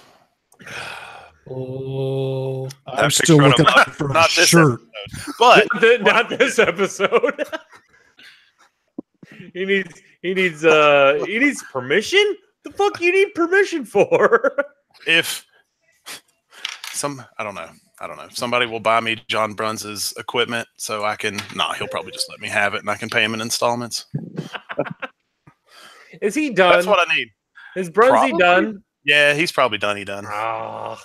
Like he'll pop in here and there, but like I need to be the Hey, master of before the we audio go live, equipment. are you guys done? Are you gonna get back No. into it or? Like I said, Doc's still streaming. I want to get some audio equipment because I wouldn't mind recording, but I haven't played so that much. Dude, And take it from me. You don't need to play X-Wing to have a popular X-Wing podcast. Yeah, I think I've played more games than like Coach and Kyle combined. Damn. And Mark. They ain't here for the X-Wing talk. Oh shit! Fuck! I just screwed the over/under. He said he had accent. Fuck you, He had Ledford. X-Wing. God It's damn fine, it. coach. Ledford, what are your thoughts on droids, by the way? I'm digging them. A lot. I'm probably going to go ahead and buy in on those and the Jedi Starfighters. Which one you're going to likely play more? The Vulture droids. Yeah, all right, we have droid peoples. Break it down. It's a hairball. I need to look at the dial. I need to look at the dial of the. It's weird because it has a white 2 bank and a 2 blue turn. Yeah, they're It's not the greatest style in the world. God Oh, damn Droid? it! Stop! Yeah. Stop! Hey, Oops. content later. Content Yeah. later. Damn it. Okay. Stop! I want to learn now. Well, Schluter, Catmandu, Oh, you're gonna kick me off now? I'm gonna kick you off now. Sorry, Oh. buddy. Droids. I I love mean, things. you can sit here and stay silent all night. No. I have to actually get up for work at 5 a.m. So oh. All What time right. is it for you now? Are you East Coast? Oh, no, you're Minnesota. You're Central. yeah, I'm Minnesota, Yeah. so I'm Central Time. I'm 10 o'clock right now. So yeah. Well, Thank hey, you for. do you have any shout outs? Actually, hold on. 125. Okay, shout outs, go. okay. So first of all, Staniszewski Antopsky stole one of mine. I was gonna. That was a butchering. It's okay. I'm used to it. I drank a little bit. On Topsky, he called out Echo Base, which they've been doing their little program, which I absolutely love going through. So check them out on YouTube or Twitch. Other shout out to my local group, the CRX or the Crow River X-Wing group. My best friend Nick, Theo, TJ, Shane, all you guys. It's awesome that you guys have been helping my events grow. Thank you for Coach for letting me on tonight and also becoming actually a fairly decent friend. And so I'm happy with that. Shout out to Stoos. Sorry he couldn't be on tonight. I wish he was. And Chicago and all you guys at OCX. Absolutely love you. You guys are my favorite podcast. Love you so much. And just thank you for having me on tonight. So thank you. It's the alcohol talking. I'm trying to figure out what a fairly decent friend is. Uncle Mark, I have to thank you too, because you gave me that lovely first fuck you of the day chip at World. And it was so nice because I was using it as my PELP token all day. Well, was I hope it helped you out. Yep.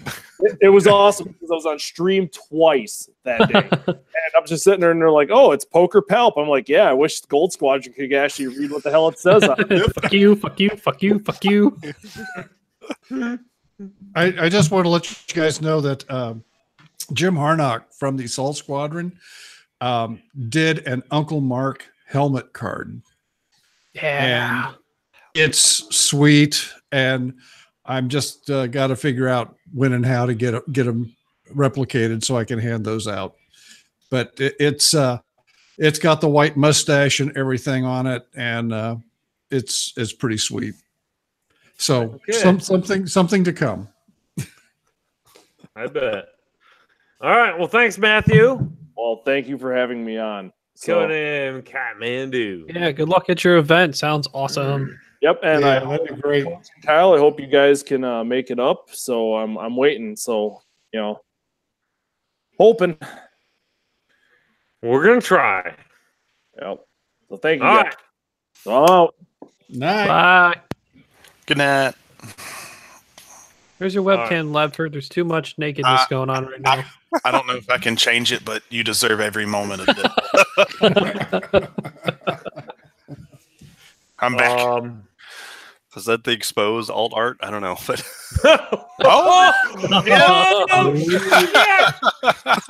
Well, we missed out on it. It's not in second edition. well, okay, so the Luo or whatever. Oh yeah, no, he can no. Just MS Paint like filter over like Duro colored skin, and that's Lulo. Yep.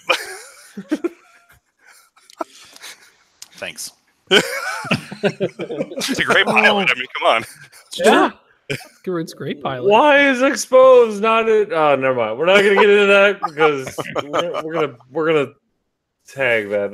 That's fantastic. Exposed, or he could be the alt art for Muse. Maybe. I like It's a stretch. intimidation. something will come along, and Yeah, we'll figure it out. Alt art will come along. Intimidation. All right, Ledford, you're gonna have to wait, buddy, because we already promised done that. Is Josh? Is it done or Dune? It's done. Done. Okay, that's Hasn't finished. Yep. Yep. It's all good. Easy. Yeah, we gotta All save right. maybe save Ledford for what another big. I'll be around. Yeah. Yeah, man, I'm not going anywhere. I was just hopping on tonight. It's good to know that I can come back to the same party. You're always Jesus Christ. You're always welcome. Hornet Squadron and OCX are interchangeable parts. I will get I'll get a webcam too. So You do that. Well, that scares the hell out of me. I don't know if that's actually better or worse. it's still going to be with the shirt off. So you got to deal with it either way. Oh, it's gonna be moving now. I don't give a fuck what the Polish think they did. All right. AJ alt art for blackout, but whiteout. Oh, shit. And it's just the belly. It's just an altar to the belly. Oh man! Or you could do the belly as like a blade of plating. Yeah. That's a good one. I like the blade of plate. Fuck. Albino ablative. Hull upgrade. Hull upgrade. Blinded pilot works too, but yeah. Oh, that's true.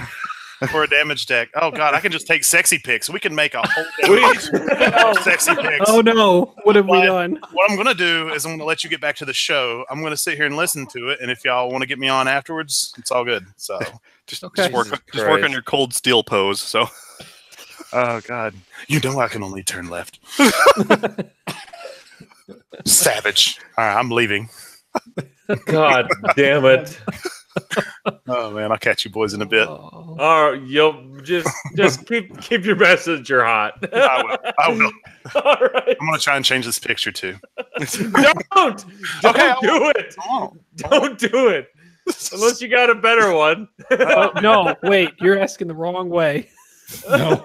I'm worried because at 1:30 in the morning, somebody's gonna be like, "I'd fuck her."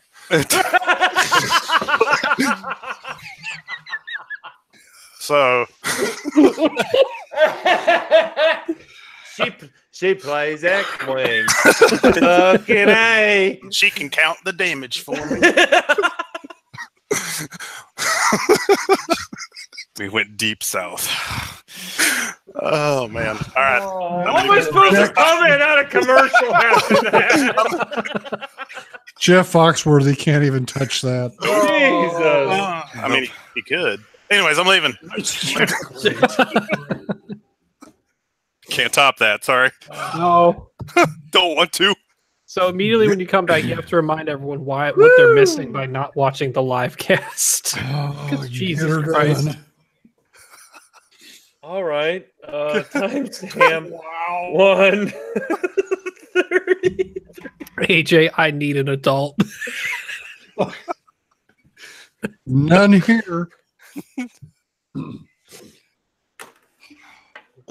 Excuse me. Welcome back, everybody, to the fucking OCX radio podcast show. The car wreck that no one cannot look at.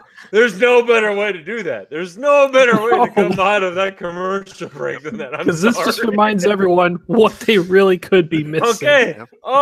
So stuff happened. Yeah. Laughing gas and just I don't know. Wow. Laughing gas and Wild Ludford. Hey, for all of you wondering why it's so hard to come back from a commercial, I'll give you the fucking timestamps. If you want to just fast forward to 1 hour and 25 minutes into the cast, 1 hour and 28 minutes into the cast. That's when we went into commercial. And Ryan Ledford from the Hornet Squadron Radio decided to show up and ruin the entire thing. And when I say ruin, absolutely made my day. So, but now we're back and we're collective and we're calm. Yeah, right. I don't believe you. Prepare the content. And I want to. Okay. Woosah. Woosah. All right, ladies and gentlemen, I am super fucking pumped right now to welcome back to the show the one, the only, Mr. Josh Dunn. Good evening. So, personally, I want to berate the man, first of all, for running way too much than a human being that plays X-Wing should be able to run. Just throwing it out there. And also for ruining one of my world's greatest stat cups. Ruined it on purpose. I am convinced. He had 4 perfectly good cups in there, mugs, whatever you want to call them, and he just said, this is too good for Coach, and he just smashed the shit out of one of them. Shattered Dream Cup.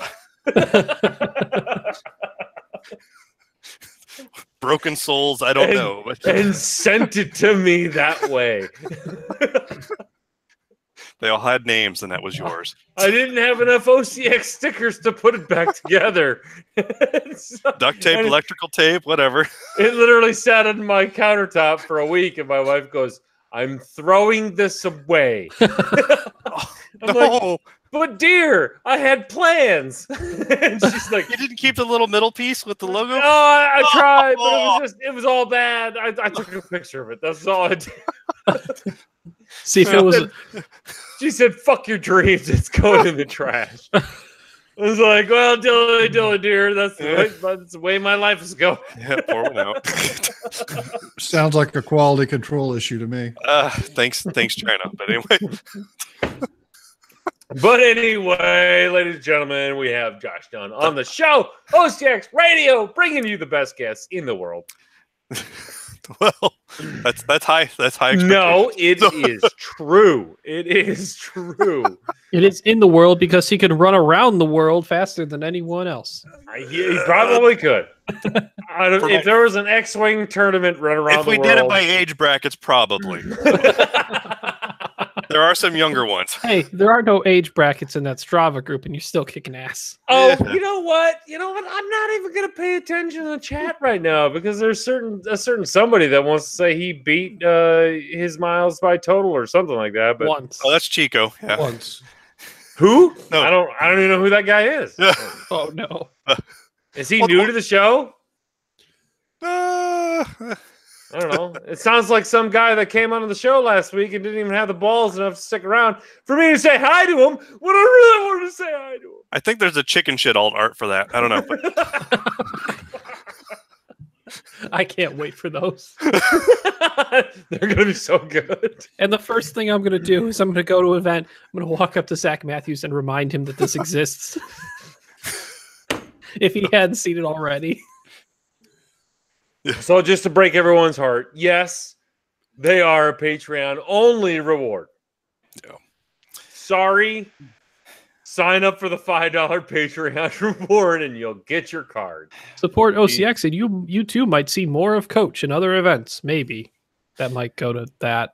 Or might get more stuff. That is true. That is true. And I have something to add on to the end of that where it's all going to come full circle. But right now, we're going to get into the news because for fuck's sake, we've dragged everyone along long enough to get to the good stuff. So, as everyone knows, they released a new article yesterday, and it is the Seize the Galaxy. There you go, Seize the Galaxy. Roger.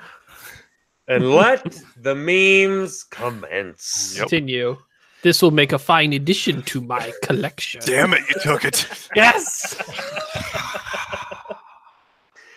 I'm just gonna go with off the bat and saying I am totally wrong whenever I said that I did not want the prequels into this because man, do I want to fly myself some Techno Droid party guys. Put me into that same category. I was like, this is lame as shit. And then I saw the models and I was like, oh, damn it. So pretty. Oh, I could have like 5 to 8 of them on the board at once. My wallet's going to hurt, but I'm going to be so happy.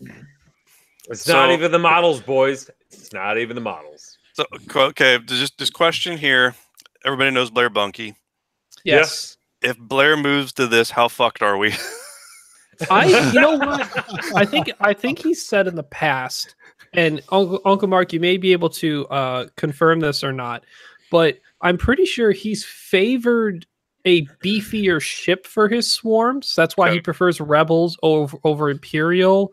Or he likes to have some shields. Yeah, the shields give them some protection. So yeah, I'm not sure if he's much of the expendable swarm as much as the at least sticks around for 2 the turns. on fire but still usable swarm. Yeah, I think the least amount of health, which granted is still only 4, was a Z95, but it still had 2 shields. Correct. So shields are, oh my god, they're so good. Yes, so good. Those are really good. So but anyway, there's a lot of crazy ass shit that happens with these goddamn Vulture droids. All right, starting with the Vulture droids. Do we want to go the thing that makes them tick potentially? Or the thing people Topsky, this is your round, buddy. Okay. So Take it, buddy. I think we opened up with the thing that people are either like oddly really scared about balance-wise for the game, and I'm like, the ship's gonna be paper thin. I guess you can be scared about this, but I love the mechanic. It's the grappling struts. The configuration that I'm going to assume is going to be 0 points for the ship. So explain that for us word impaired people. Okay. I will read and then I will clarify. Listen to Minox Squadron next week news. No. All my opinions for the rest of this section I got from the X-Wing recon specialist and Padre who put out their YouTube video this morning, and I got to watch part of it, and they've already covered this too, and they're both sick, so it was great. They were both jacked up on NyQuil. So this morning, please go on. Yeah, it was. Yeah, that's NyQuil. You got to switch the. No, they were mixing. Is this a little introduction because we didn't do Uncle Mark's Get Off My Playmat? Is that pretty much? Yep. Yeah, you just rolled right past me, so I'm taking off the thing. So. All right. We haven't full timeout. We haven't started, so take it. Yeah, Tim, take it. This is a fucking Zach Powers timeout. Go ahead, Mr. Belding. Hey, no, quick. Sorry. I'm going to cut you off one more time. No, this is super good. Did anyone else figure out, because this was just me the other day, Mr. Bell Ding? What? Belding. His name is Belding. Bell, saved by the bell. Belding. Ding. Yep. Yep. Yep. Yep. You're all now experiencing the same mind blown that I had like the other day. Go ahead, Mark. Mark. Mark. Is he on mute? Mark. I How was long has on it been mute. since we did that? The button press. Cha-ching. Like at work again. Oh, damn Ladies it. That was a and good gentlemen, line, another too. installment of Missed it Uncle all. Mark, get off my playmat. Hey, Bob Swaim, looking for you. Sent me a picture of Statler and Waldorf today, to which I immediately titled Uncle Mark and Bob, and let the memes begin with that. Harold Larson, you're driving the Uncle Mark fan club. Continue. I think we might be up to 60 members now. Remember, 90 is the magic number. Well, I thought it was your age was the magic number. Yeah, actually 60, that'd be 62 then. Again, bite me. Anyway, Tyler and I have been planning on running over to Outrider over in Indianapolis this weekend. However, apparently the gods of the north are going to come and dump snow all over us to the tune of 7 or 8 or 9 inches. And he and I both thought, yeah, that'd be fun, but no. So we'll wait to see if everything goes south of us or north of us or wherever. But we'd like to really get over there. We wouldn't be participating, but we just want to go over and say hey to everybody and watch and take notes and see what's going on. Other than that, I'm really, really excited about some of the things that I've seen that we will be talking about here shortly. Again, shout out to the X-Wing recon specialist. That would be Patrick with his guest co-host Padre. And Patrick now has his green screen up, so they both look like they're sitting in a cockpit of a spaceship. Oh, Jesus. It was really kind of cool because Padre's face is like stuck in the corner on a monitor the whole time, to which Padre says to me, I had to sit still for an hour. Worst Y-Wing bomber crew ever.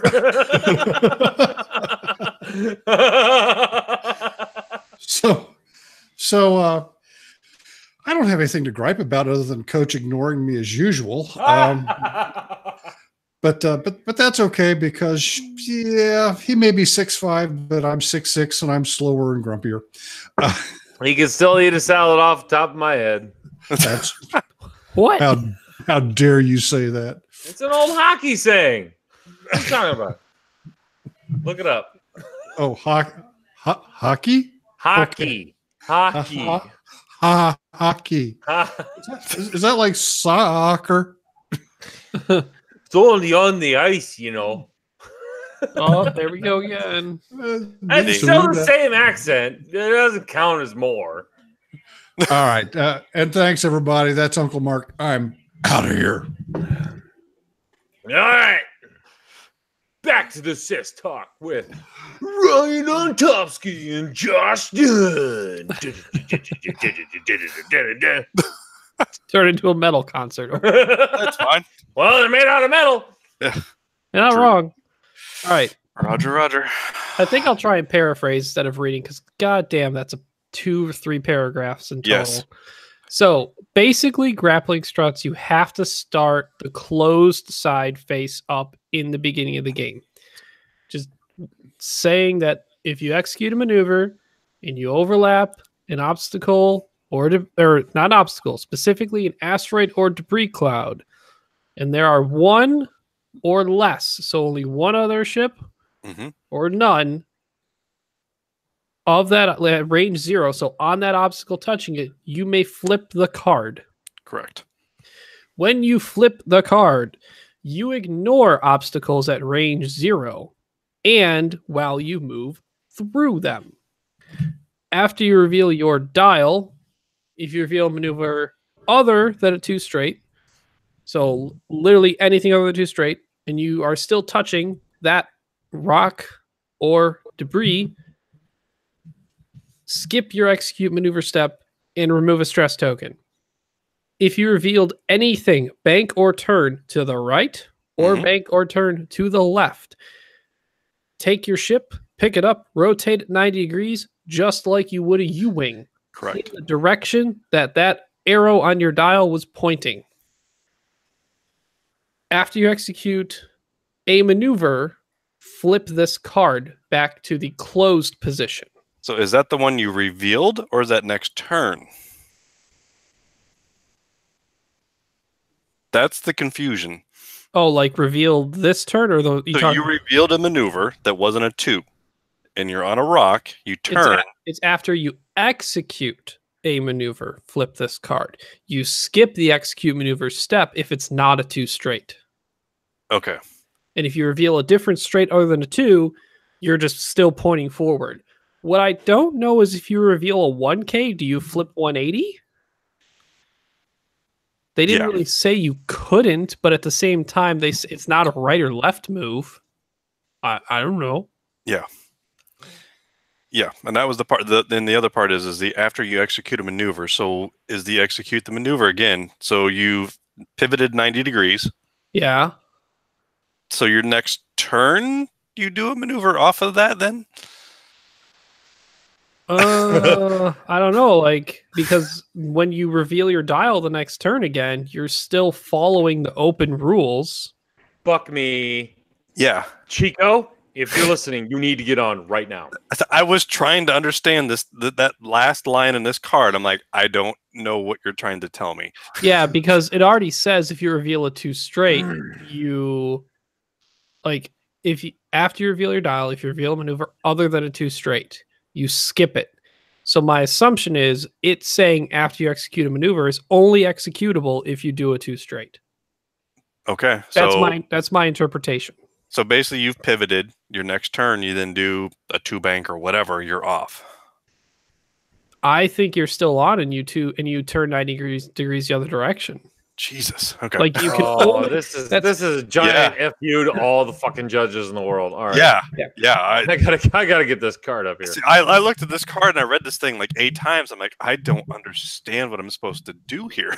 I think, and you only can leave the rock by doing a 2 straight. That is the only thing you can do. Otherwise, you just pivot, and then you go. Okay. I don't think even if you do the one K turn, or it's not a K turn, is it? It's a it's got a 1. It's got a 1K. Yep. Oh, it does. Okay. I don't think that counts. You don't think that counts? See, that's it's not implicated in the wording. Yeah, I don't think it counts as like a turnaround 180. I think it's just it's still pointing forward. You just stay. Yeah. Yep. I mean, you get rid of your stress. Yes. Correct. Yep. Which is dumb. But here's the other thing. Executing a maneuver over debris, you get a stress. Correct. And you have to execute a maneuver. Right? Yep. Yeah, and there's no stress, you're removing 1. You'd still have 1. You'd still have 1 stress. Yep. So don't do a 1K on a fucking debris. Or correct. Don't do it. Yeah. Yeah, I don't see like a voluntary way to flip this unless you do a 2 straight back to the other side. Because it's not like when you say you normally reveal, like, let's say you do a 2 turn, right? And you're on it and you have the struts open. You have to, there's no may. Just after you reveal your dial, if you reveal a maneuver other than a 2 straight and are at range 0 of an asteroid or debris cloud, comma, skip your execute maneuver step and remove 1 stress token. That is, there's no may. Yep. Okay, so don't do stupid shit when you got grappling struts. If you want to leave the rock, you're doing a 2 straight, I guess. But you can still shoot while you're on it. Correct. Yep. Because you ignore obstacles at range 0. Okay, I want to dive into the implications of this card alone because I'm sorry. A lot of it is fun and cute, and we'll get into it in a little bit. But this card's huge. Yep.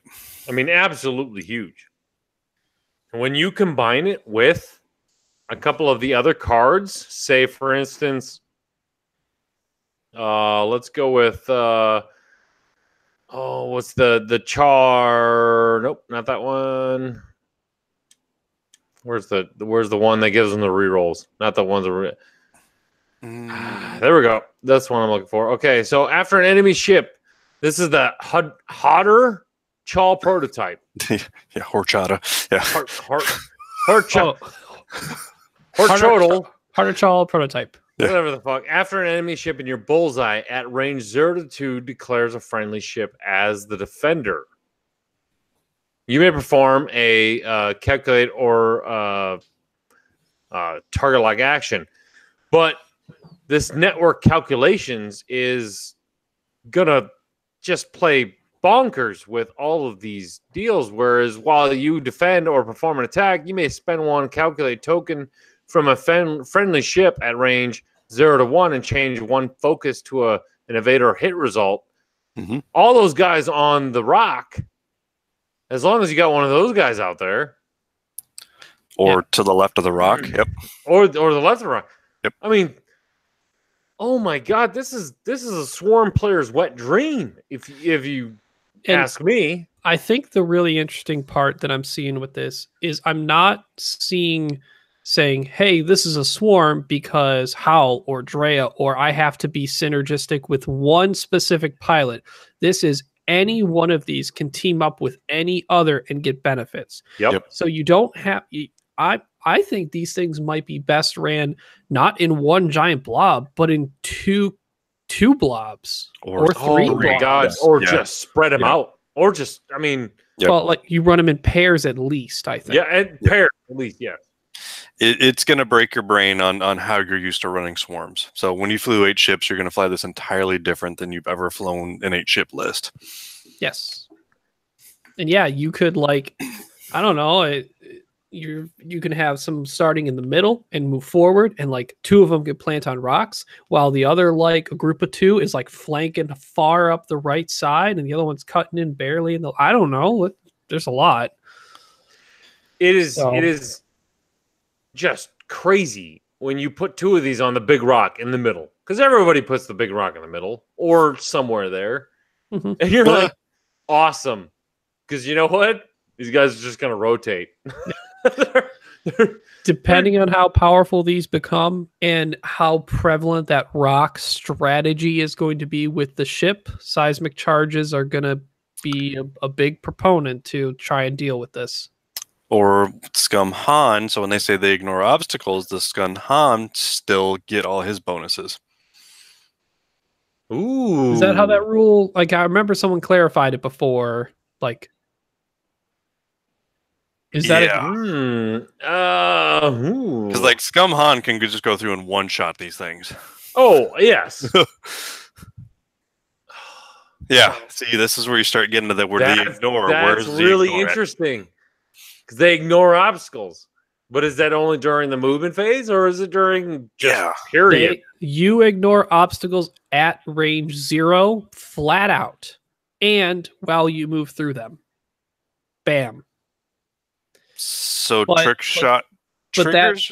But that doesn't... Trick shot does not trigger then. That doesn't mean Han doesn't ignore it, though. Right? Oh, okay. Yep, you're right. The ship ignores it, not the other ship. Yep. Yeah. It's still the condition of the shot. Yep. Am I obstructed? Yes. Yeah. Okay. Yep. All right, I got it. So that's one of the big things with 2.0 is if you literally just go through it and then add everything else, the fluff. Yep. That's how it's supposed to be done. Mm-hmm.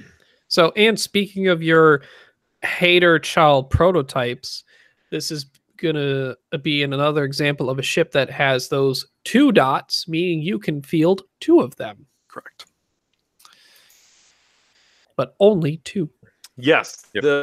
And that's another new thing that they're adding in with this whole wave is 3 dots. You know, you can only have 3 of these, but man, are those abilities really good. Yep, the precise hunter, 3 dots. When you perform an attack, if the defender's in your bullseye, you may roll 1 blank.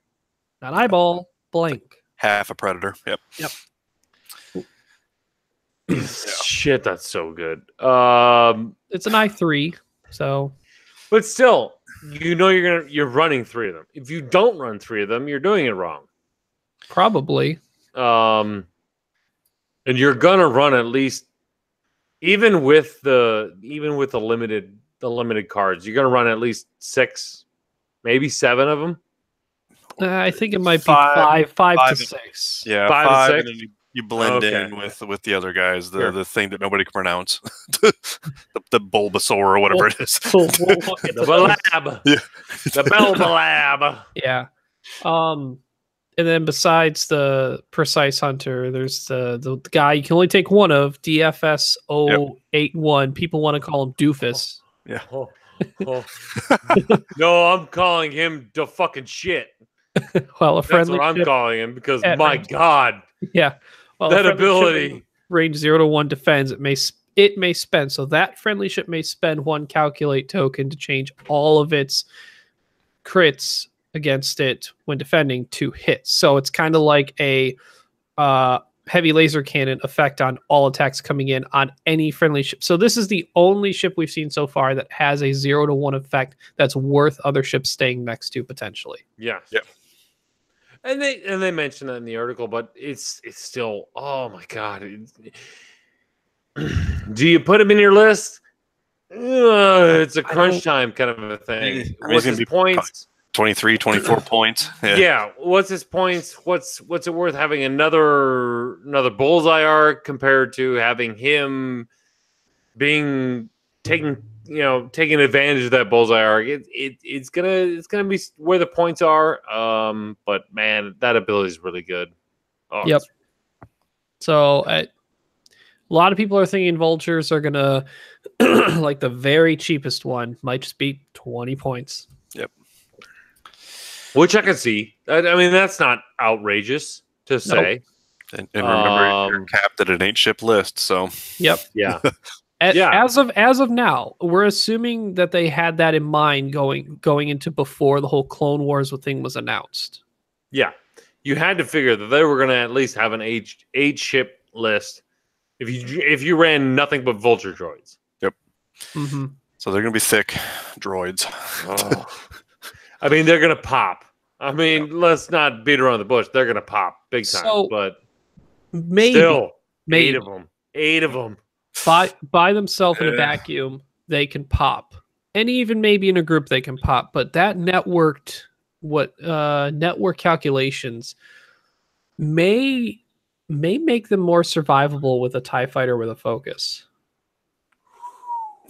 Maybe I haven't done the math. Some people have, but in a general, joust, I think if you have 3 vulture droids next to each other, all with at least 1 calculate, you might have a chance of one surviving more attacks than a TIE fighter with 1 focus, because calculates are individually spendable or combined spendable. Yeah. So those 2 agility may not feel like much with only 3 hull, but it's more flexible in your spending of resources. Yeah. And we're also forgetting, like Chris in the chat mentioned, those energy shell charges. Yep. I have no idea how expensive they'll be. We don't know how expensive those are, but oh, fuck. I don't think they'll be too bad because they're like 1 use. Yeah, you can reload, but then you're not shooting. But man, you put them on 8 of them. I figure it'd be probably 2 to 3 points, maybe. I'm gonna say 4. I'm looking at them compared to barrage rockets. Barrage They're rockets not going at to be 6? more expensive than barrage rockets. Yeah, yeah. you can't. Yeah, You really can't. that's what I'm saying. There's a barrage is 6. You get 5 charges out of that. This you get 1. Mark, how are you feeling about seeing 8 vulture droids across the table from you? Well, you just have to shoot them 2 at a time instead of 1 at a time. But you don't have your TLTs anymore, Mark. No, but I could put four T70s on the board. That's Yes. true. That's Yep. true. That's true. Yep. And I could put 5 Y-wings.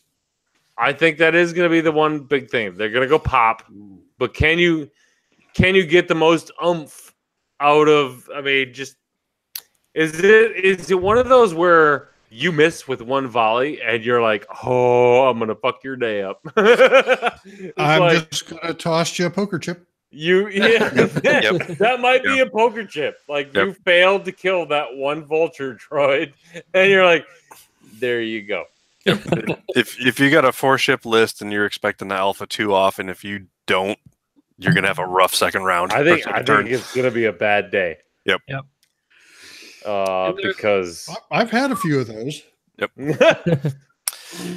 Their dial's interesting because they alternate in weird. They don't like to bank.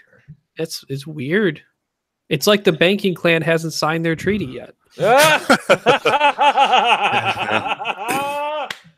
But Hell, Anyway, the 3 banks, red, but otherwise 3 banks red, 2 banks white, 3 turns white, 3 straight blue, 2 turn blue, 2 straight blue, 2 red talon roll, 1 K turn, 1 turn, 5 straight white, and a 4 straight blue.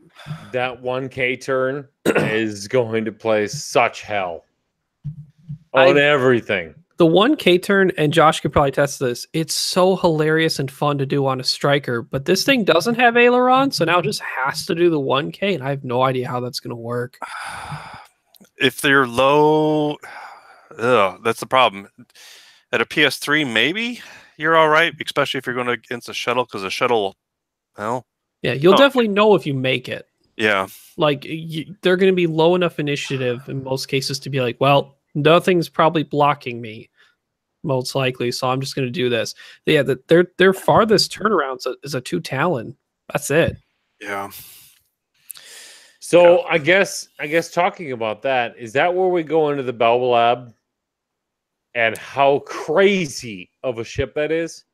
I think this is where we don't get the 8 Vulture droids. We get the 5 to 6, and these Belbalab, Belly Rub, Bulbasaur, whatever you want to call them, are going to be. I think lists are going to be comprised of 1 to 2 Belbalabs and then 5 to 6 Vultures. Because my God, every single one of their abilities are just outrageous. They're very nice. I mean, I think my personal favorite is Captain Sear. Okay, you stole mine, but that's cool. Go ahead. I thought you were going to do a different one. No. My God, Captain Sear is the best one of the whole group. I think so, especially if you're talking about supporting some vultures. But while a friendly, let's go down the ship stats first of all. Oh yes, the ship stats. Let me do that one. You go into the tactical, because this is easy for me to read, and that's my job. 3 attack, 3 agility, 3 hull, 2 shields, 2 agility. So, 2 agility. What did I say? 3? You said 3. 3, Easy job. 2, 3, 2. Okay. Damn it. Anyway, right off the bat, pretty good ship. I mean, fuck. That's what? One shield away from being an X-Wing? Or 1.0 X-Wing. Yep. Yeah.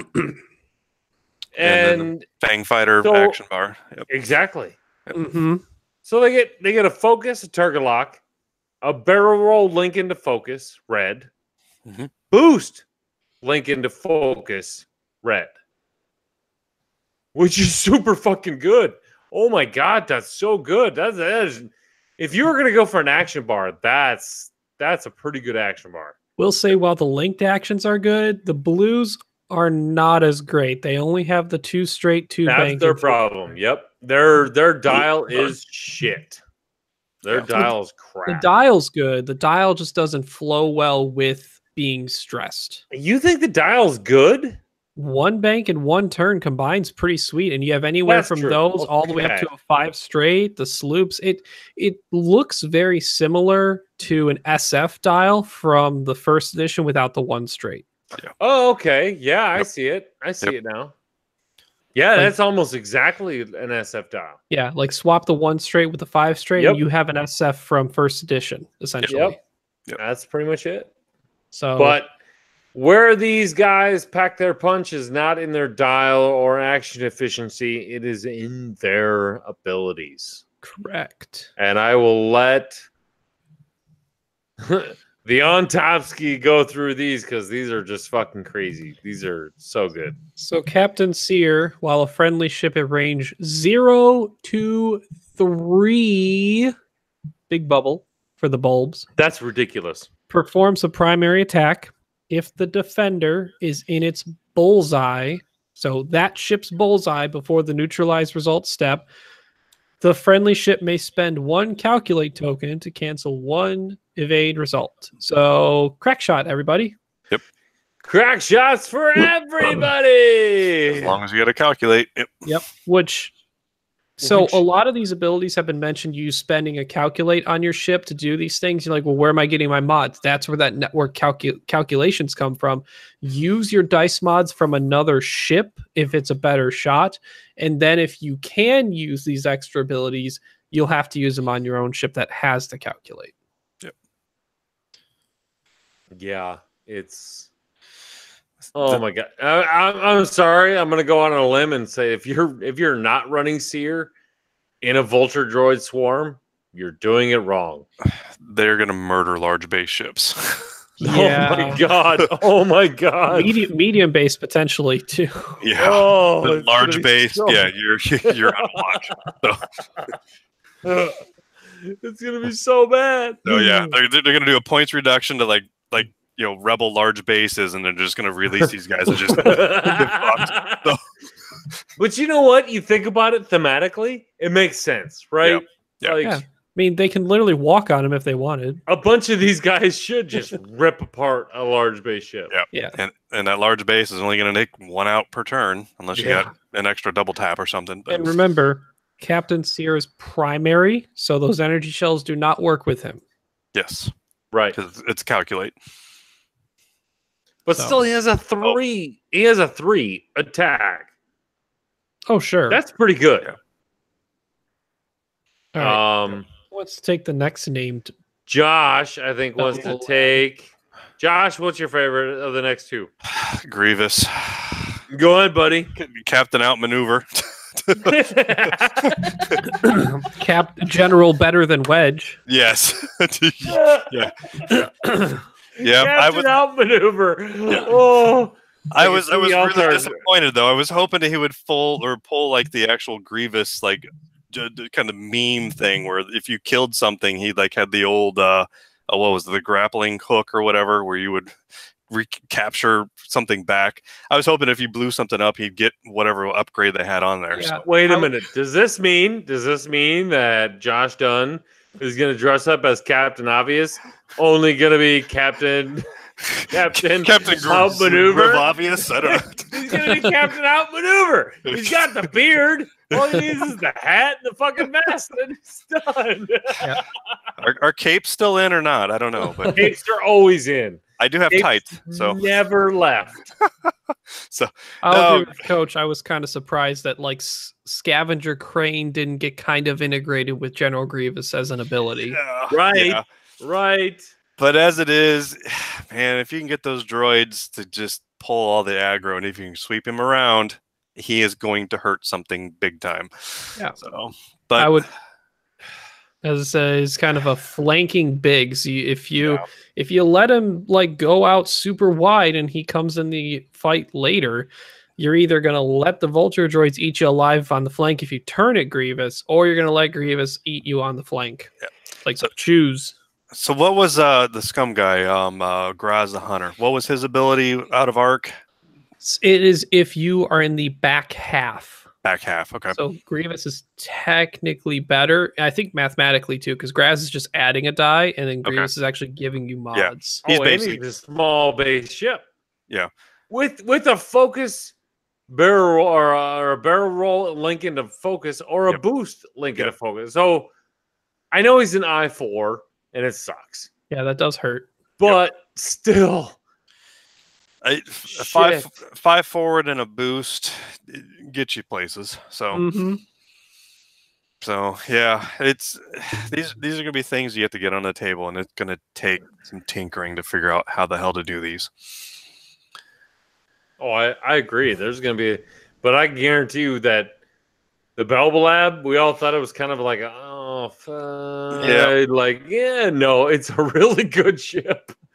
Take it. Pricing is going to make or break these things. I mean, Ryan and I've kind of chatted on this. I mean, I'm thinking the PS1, these 35, 36 points, especially because the PS1 is calculate token and not focus token. There's a discount there.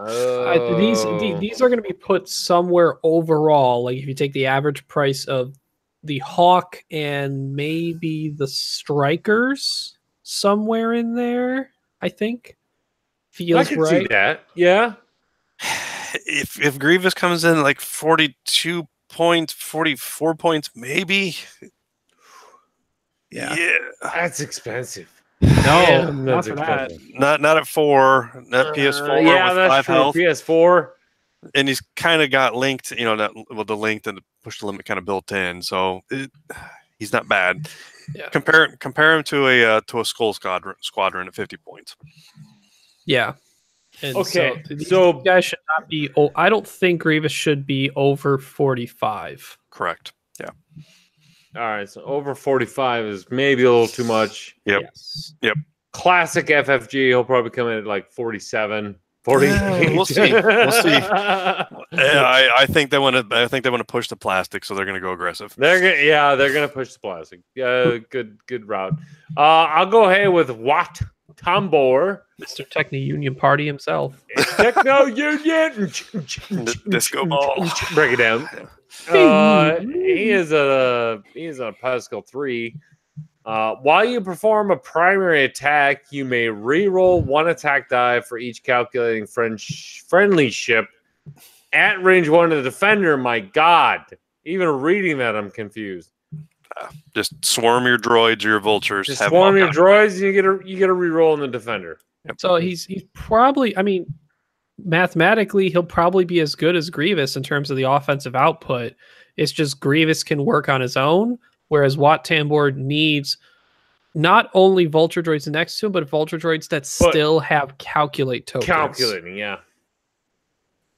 So, but you know what? If he's cheap enough, he might be that go-to guy. I don't think he's worth it over Grievous or Seer. I mean, we'll see. Maybe Grievous on the flank is too many points, and just throw Wat Tambor behind with Seer and like 5 to 6 vultures. Yeah, fuck it, just go with it. Yeah, I could see that. Yep. I could Seer that. I've been waiting all night. But you can't fever it, so I can't fever it. All right, let's get into the shining one on this one. It is the Imperium plating. Belvalab -22.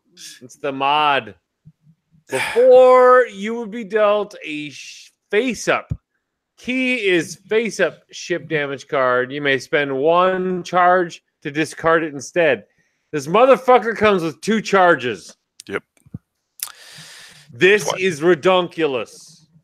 It could Just be. saying that right now. This might be probably one of the most expensive things that goes on the Belba Lab. Maybe. It's hard to tell because it's only ship damage cards, but man, ship damage cards hurt with fuel leakage. And there's a lot. Oh, yeah. Yep. How many out there do you not want to see on this low of, a 2 agility ship? Actually, all of them? All of them. Actually, if you think about it, in a way, they gave these ships basically integrated astromech, right? Like, it's not as good as integrated per card because it's only ship, and you can't do it to face downs, but you have 2 charges. Yeah. You're right. This is basically integrated astromech. Reverse determination twice. So Yep. And you're gonna do it twice. Yep. What the fuck? How sad are you gonna be? You're like, direct hit, motherfucker. And no. But again, price. I mean, what is it? Is it 4 points? Is it 8 points? It's hard to say. Direct hit again. No. Well, so what? What the hell? What is the most expensive specific ship only card we've seen in second edition so far? That's not a title. It's not a title. Agility is a Servo shield. motors. Shield upgrade on a Shield 3 upgrade. agility. On a large base. No, specific to the ship. So let's say like this one calls out the Belba Lab as a mod slot, right? Has there been any 2.0 upgrades that aren't configurations that are only for one type of ship? That aren't a title. I think you've got hyperspace servo motors. You've got. I think hyperspace tracking data may be the closest because it's large ship only first order, which is only the Upsilon for now. It's hard to gauge this price, right? Because we're so used to configurations, and those are 0 for most ships. Jesus, that's a good question. I don't even... Yeah, you're really challenging me on that one. God damn it, Ryan! We're not even. I run efficient lists, so I don't know. Where's the show notes? Where's the fucking show notes, man? This is Mark, a challenge. Mark, save us! Save us, Mark! You got it. Yeah, you're all going down the toilet. I can't. There's one. Chico, the TIE SF gunner. Yeah, 10 points. Yep. 10 points. So I said that. That is probably you guys just didn't hear me say it. The most expensive non-configuration card only for one ship is 10 points for the TIE SF gunner. That sounds right. So we know they're willing to go high with them then, right? And they should. They should. You're adding an attack and ship- a separate arc. Yeah. I mean, okay, so we don't know what the fuck is the reflective plating or reflective paint on the T70s is. Ferrosphere paint. Yeah, that could be. That's just a text slot. Wait, what is? Yeah. No, we do know what that is. What point is that? 6 points. Right? 6 points, but it's resistant, so it could be on any of the ships. Yeah. Really? Yeah. Oh, I need to change the list up then. Okay. So if we think that the TIE SF gunner is 10 and it gives you a whole nother attack and adds a whole nother die, I would say this cannot be 10 at least. Correct. 6. I think 4 to 6. I think it's 6. Not going to be lower. It's not going to be lower than 4. And at 6, you're pushing the limits on the utility of that chip, especially at the PS levels. Sure. That's so I want to kind of bring this all back to what I think is really cool about what they've shown so far with the Separatists. There is an actual identity to this faction. We haven't seen him yet. Nothing at I-5 besides Maul, and he's a Sith. He's not a droid. He's not part of the main army, whatever, right? We have a ton of ships that are meant to synergize together with their abilities to get something done in a swarm.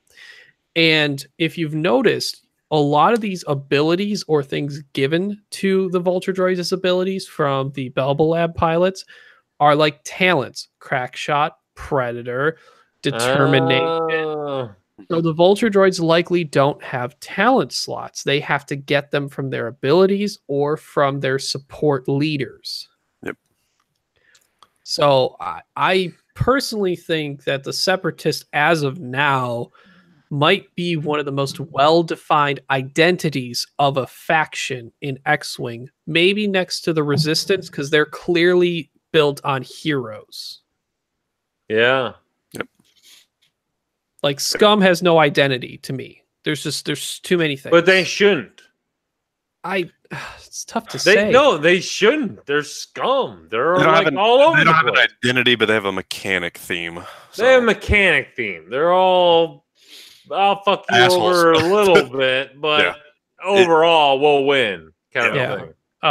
The Imperials, because of how just they have aces of any type of ship, like Red Line is pretty much an ace, but so is Whisper and Soontir. Whereas a lot of people believe, and if you look at hyperspace, they seem to be built on Ace plus 3 to 4 other ships, like Ace mini swarm, right?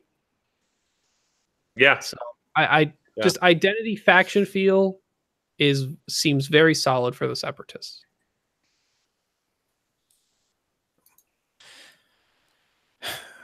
One question. I 100% agree with all that. So, Go ahead, Ryan, Josh. Say, Ryan, question for you. Uh-huh. A lot of these abilities are based on bullseye arcs. And with vulture droids, your only reposition is a barrel roll.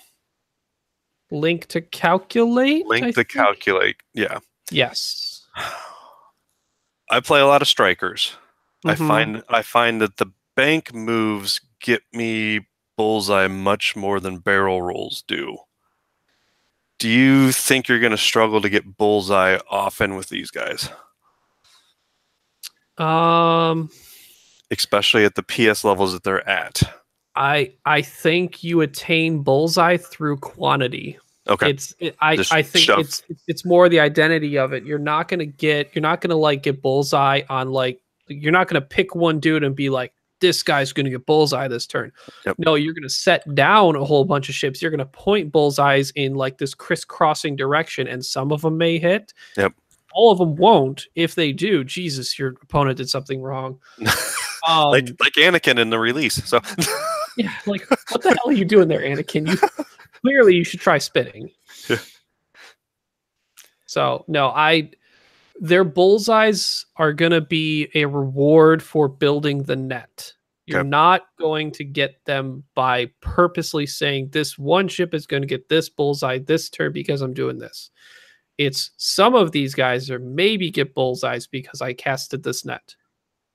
And I think that's where this particular faction is going to take a lot of people to reprogram their brain and how they play these. Because most people are not used to playing these kind of independent little mini swarms. Mm-hmm. So yeah, because as we mentioned earlier, they might be much more powerful when you can run them. Like, say if you can run a solid list of 2 Belbalabs and like 6 vultures, and you want to do a Belbalab with 3 vultures in 2 separate groups that are trying to pincer and control the map. Yep. Maybe that might work well instead of one giant blob. Maybe the blob is correct and you're just there to take up space and block a bunch of area. Yep. And if you're a large base, you're going to have a bad day. So yeah, probably. Unless you have reinforce, which might make these vultures sad. Crack shot, you can at least be punching one through still. Well, crack shot won't, if they roll the evade, you can still crack shot it through with Seaver, and then they're still taking one anyway. Even crack shot won't do anything on that, but still, even if you get 1 damage, they still take 1. That's the predominant amount of reinforce in the meta at the time might determine how important those energy shells are going to be. Yeah, and on that, you're range controlling at range 2 to 3 anyway. So to maximize that. So again, treat it just like barrage rockets. Mm-hmm. And on that, that is a true reload. That once you burn your action, they are out of the game for the next turn. Yeah. Yep. For that energy shell. Other thing, and a lot of people might have forgotten this from the first release. A lot of, like I mentioned, a lot of these abilities are based on spending your own calculate. And I'm assuming the Belbalabs will have that tactical relay slot on their ship. Reminder, that Kraken thing where you get to choose 3 friendly ships at range 0 to 3 and they get to keep their calculate for next turn, that's going to be huge. Yep. Basically old school advanced optics, but for 3 ships. So that's what I was trying to figure out. Is that like a pseudo crew kind of thing? It's hard to tell. It's just an upgrade they decided to put in there, because I would assume that these relay things are normally like, hey, I know in the story this would mostly come from a giant ship out in space that would cover up this entire map, but we got to incorporate this somehow in the game. Yeah, I was just making sure that was not something that you had to have like a crew slot on, like that infiltrator. So, don't think so because they put it in a pack with the Belba Labs. Yep. Gotta be used. Yep. Yeah, and then they leaked. You can't see it in the text, but yeah, they linked another little guy down there too. That's another kind of that similar upgrade. So, yeah. And did you see the? They've also got kind of like a weird missile. Missile. The Discord missile or something along those lines, where it looks like you use at the start of engagement. The vultures can use like either the 3 forward or the 3 banks. Oh, the buzz droids. Yeah, the buzz droids. Yeah, I mean, they didn't show any more of it. It's still kind of up in the air how it works. But yeah, you like deploy it like with a 3 straight template or 3 bank, and you put this little bomb token style thing there. And then it's going to do something to mess up your opponent's day. Yep. So yeah, just a little bit more control. So, Uncle Mark, you have any other thoughts overall on these droids? I know we've talked a lot. No, you guys have covered everything, satisfactorily. I mean, there's enough confusion now out there that makes the old Grognard and me go, I need artillery. Just give me, I mean, if there's one thing this faction is not going to enjoy at all, it's going to be any amount of resistance bombers with trajectory simulators. Yes. Proton bombs. It's going to have a bad day with these guys. Have a poopy day. Yeah. So, and you mentioned earlier, Josh, about how to engage with these. The 3 bank being red is going to force people to take 3 turn or 2 bank engagements if they can, right? Because a lot of people like to make that jump in engage with the 3 bank. I think that's one of the most, probably one of the most common maneuvers if they're thinking about screaming up the board to engage on someone. It's not normally like a 4 or 5 straight because people you're barreling down the board. It's that 3 bank that's like just enough of a turn that might get you arc and jump in on somebody. And theirs is red. Yep. So yeah, you're coming up and then turning in. So. Yep. It's going to take a lot of table time to understand how to play these guys.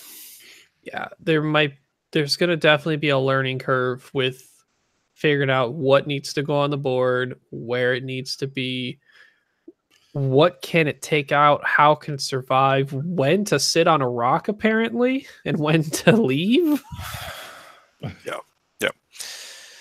Yep. And a small loan from the bank too. So what do you so I mean the pack there's $40. You probably need 2 packs and a couple blisters. Yeah, I was thinking you probably need 2. Yeah, if that's another part that might hurt this faction, it's the amount of money it might take to actually get a real squad together. 2 Servants of Strife seem to be what you should start with, and then like 1 to 2 pack of the separate vulture droids. Yep. And that still $40 plus 80. Yeah. You're looking that's even more for us completionists. Even still $120 to $140 depending on what you do. I mean, that's still for an actual full swarm in the overall list. That's not terrible. I mean, yeah, these squadron packs are a real killer deal. Yep. 3 ships for $40 isn't bad. No. Buy one, get one free. Yeah. Compare that to like the Poe Ray, for the same price. So. Yep.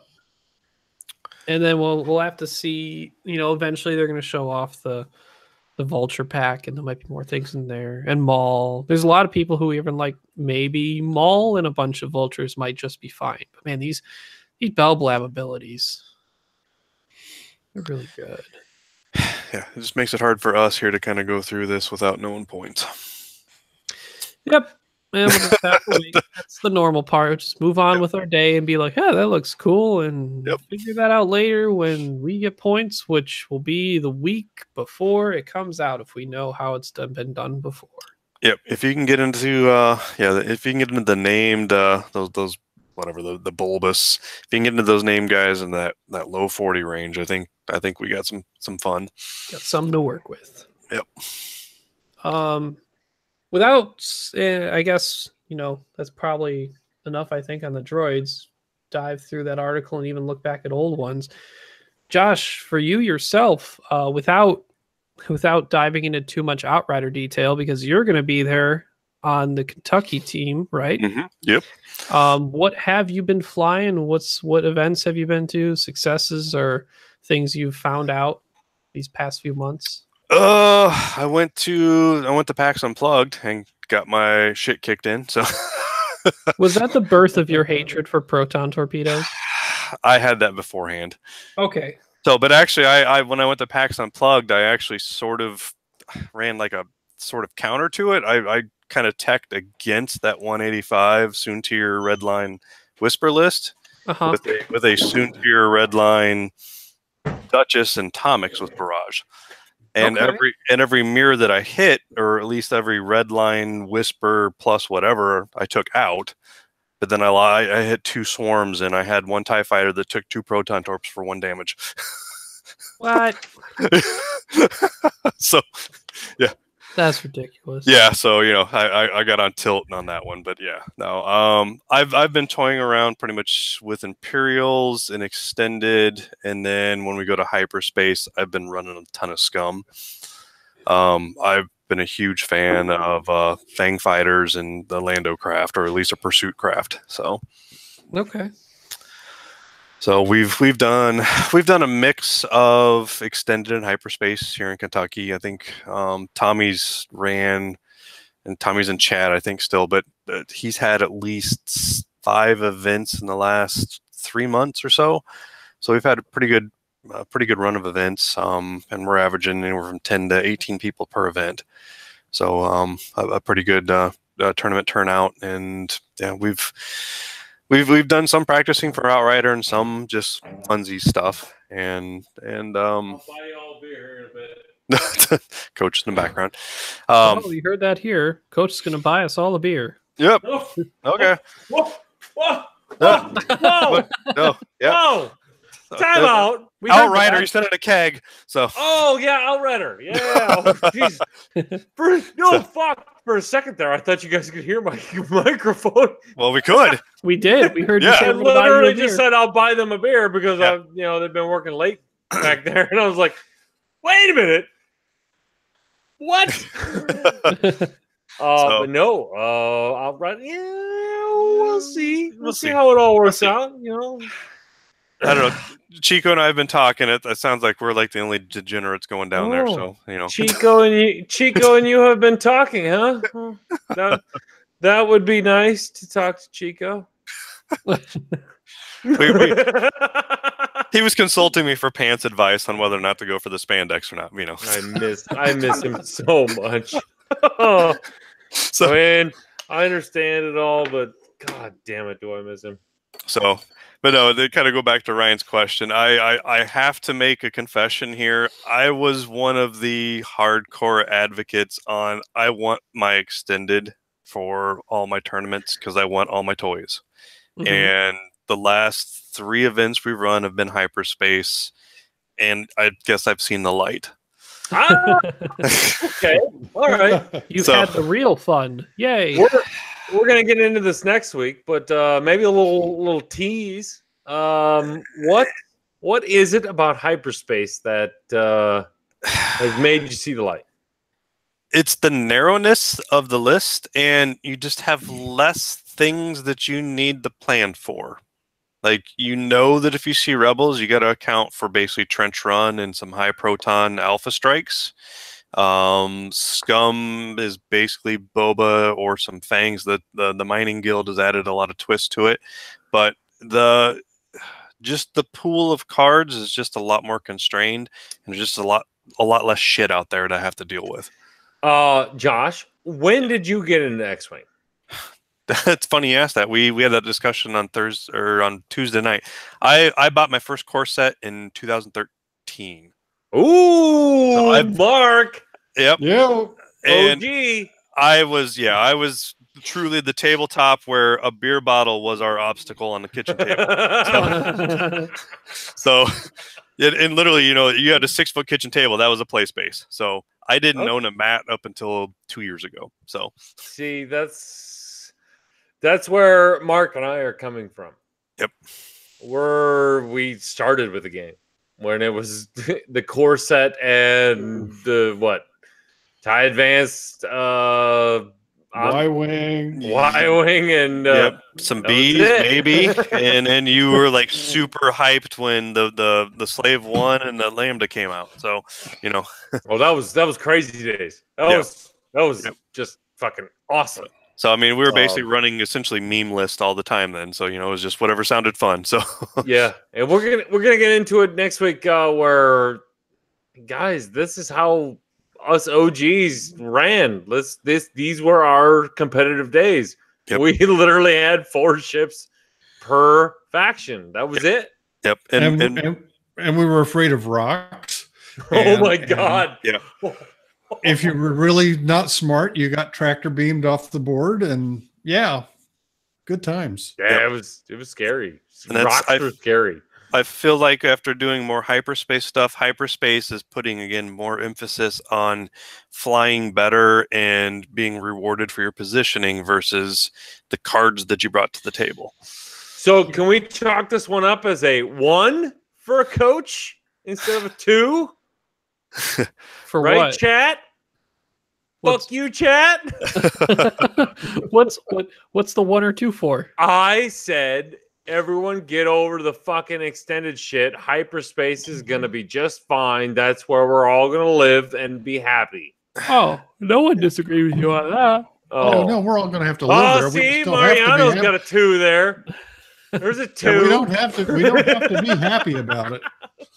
I swear to God, the chat's 1 button doesn't fucking work. That's Jerry the Holt. problem. 1.5. 1.5. 1.5.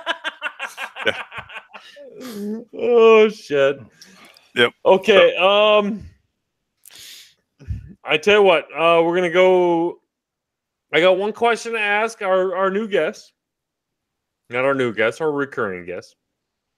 Josh, I want to know what was your favorite faction pre 2.0, and what was your favorite faction going in? What's your favorite faction going into 2019? Pre 2.0. Oh, Favorite, not most played. Favorite. favorite 4-ship Rebel. Not fair ship, but 4-ship, like 4 blue T-70s. Just 4 ships. Yep, Just, this 4-ship Rebel, just whether it's a couple Bs, couple X-Wings, whatever. I was just 4 low pilot skills and just get in there and just jam shit up. That was sort of my jam. So, and then going Right. into 2.0, what are you looking for? What's your favorite? What's your 2019 general direction? I'm gonna focus on Nothing Imperials. specific, but yeah. Yeah. Imperials. Imperials. I've been playing a lot with strikers. I had a huge amount with interceptors at the start when we were doing some of the hyperspace events, and like a 4 or 5 interceptor list was a blast to play. And then proton torps started creeping in, and that kind of ruined my days. If proton torps go up and we see a little bit less of them, interceptors, you know that they're gonna go up. yeah, interceptors and strikers are a blast to play. If So the proton ass of torps- legend. Go ahead. Season play. Well, not only that, but if proton torps go up high enough to where they're not played as much, be afraid of biophysical. Oh, I will say that Bio and I have talked quite a bit, and we both have run that 4 Saber and Gideon list multiple times in tournaments. So So you're pretty chummy with biophysical. a little bit, yeah. He doesn't do a whole lot of on-air interviews. I know Well, that. I think he should be on our list of guests for 2019 for sure. Well, you're the rook, so you're the one. I'm Go the recruit, man. as you said, the ambassador. He's the ambassador. So, no, I think biophysical should be on the show sometime. I think that would be just fine. I tell you what, to tease the crowd, just to tease them a little bit. Let's try to get Biophysical and Aaron Bonner on the same show. and I could just sit back and go for it, boys. Yep. Be ready for some very heavy strategy. So I've never had like a long conversation besides just random posts on the forums and Discord with Biophysical. I'm looking forward to it. yeah. So Fuck it, let's get them on. So, but no, it's just yeah. Josh, got any shout outs or anything? I think we're gonna wind this baby down. It's already 2 hours and some minutes in. Yeah, I mean, just one big giant shout out to just the community in general, and that I've done tabletop gaming and board game conventions, and the X-Wing community in general is just absolutely amazing. So it is just one of the tightest knit and just friendly and open groups that you can meet out there. So regardless of your skill level or your notoriety or anything like that, you're welcome. So just shout out to just everybody, to the podcast community for embracing it and making it much more public to everybody, and just the Facebook groups and everything else that's out there. Just thank you for you guys just being stewards of the community. So yeah, that's my shout out. So no, that's great. That almost would win you a Goldie. So yeah. Almost. So no, I mean, you guys have recruited just some amazing just players and people, and just you guys rub off on others, and it's just a great community to be around. So well, I'm super happy that you're active in the chat group, and you know the chat group. Yep, it's a mute only chat group. My battery appreciates it, so there's so many of us in there, but it is a constant. It's kind of nice to have just a little closed group to throw ideas off. Yeah, it's just nice to see everyone active in there, but. It's not just X-Wing; it's just life in general, and it's life in general. Yeah, and Ryan can attest for it in some other chats that we're in too. And it's just people have their different roles, and you just help out where you can. So yep. So let's go oldest to youngest. Mark. Oh, just by a hair. Just by a hair, buddy. Shout out the Outrider Cup this coming up weekend. Hoping the weather holds off. Hope you guys have safe travels in and out. I'm hoping to get over there. Tyler and I want to come over and see y'all. And I've been instructed by Padre that I need to be introduced to the Lars Squadron. Yeah. Make that happen, Ryan. If you see the tall, gray-headed guy walk in, Can do. Golly, yeah, because you're so hard to pick out in a crowd. Well, and if Tyler and I walk in together, it's Twin Towers. How many people have an Uncle Mark fan club shirt? I don't know, but I know I bet there's a lot. There's international. More than a Coach fan club shirt. I have a helmet card, So, you have your own helmet card, which I'm fucking super jealous about.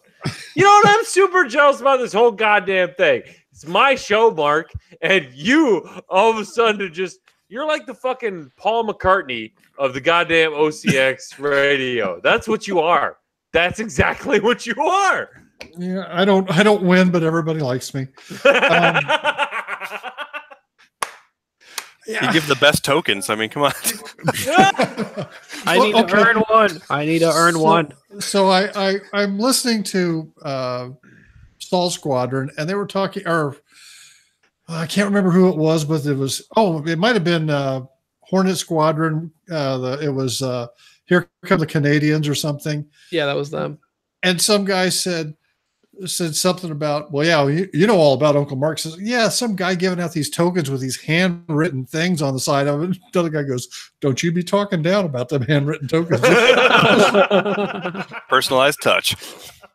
You know, and you know, and that makes me smile. I can't wait to see an Uncle Mark FU on eBay one day. No. 10 cents. You know what? Fuck it.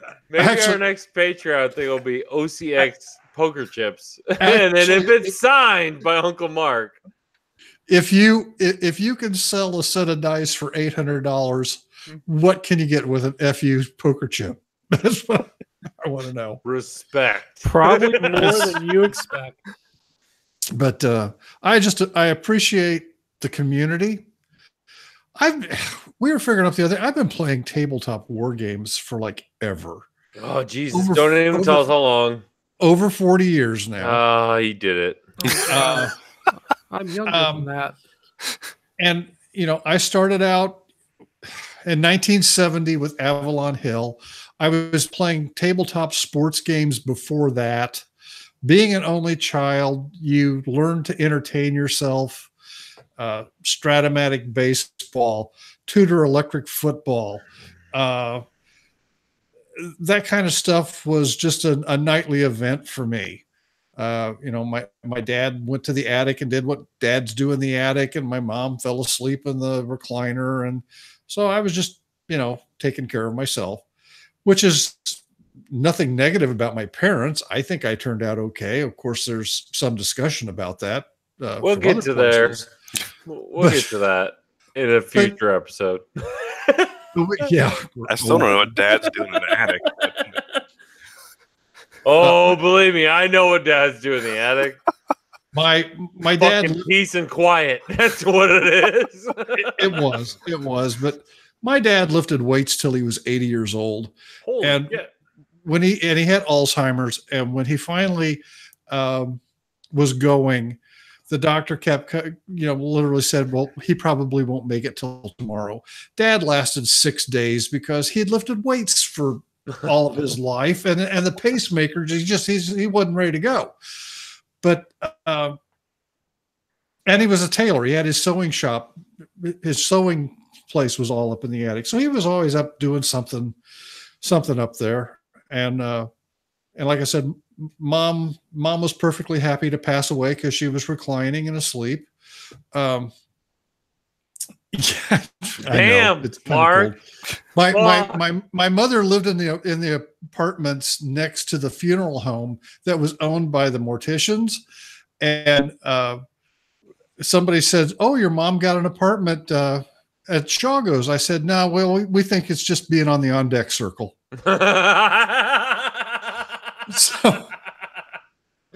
So hey, Mark.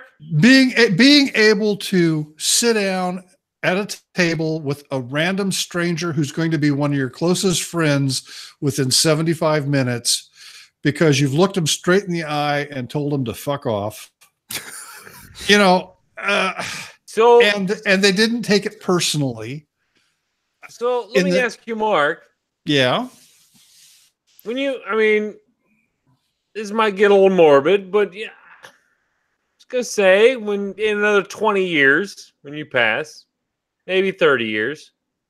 Okay. I think a bunch of us are gonna get together and we're all gonna show up to your funeral. We're gonna fucking like Navy SEALs do. And we're gonna pound those fucking FU poker chips on your casket, and and that would be fine. And we're gonna drape a little OCX flag over you, and you know, Padre and I, we have our own over under. Oh, I know you and Padre.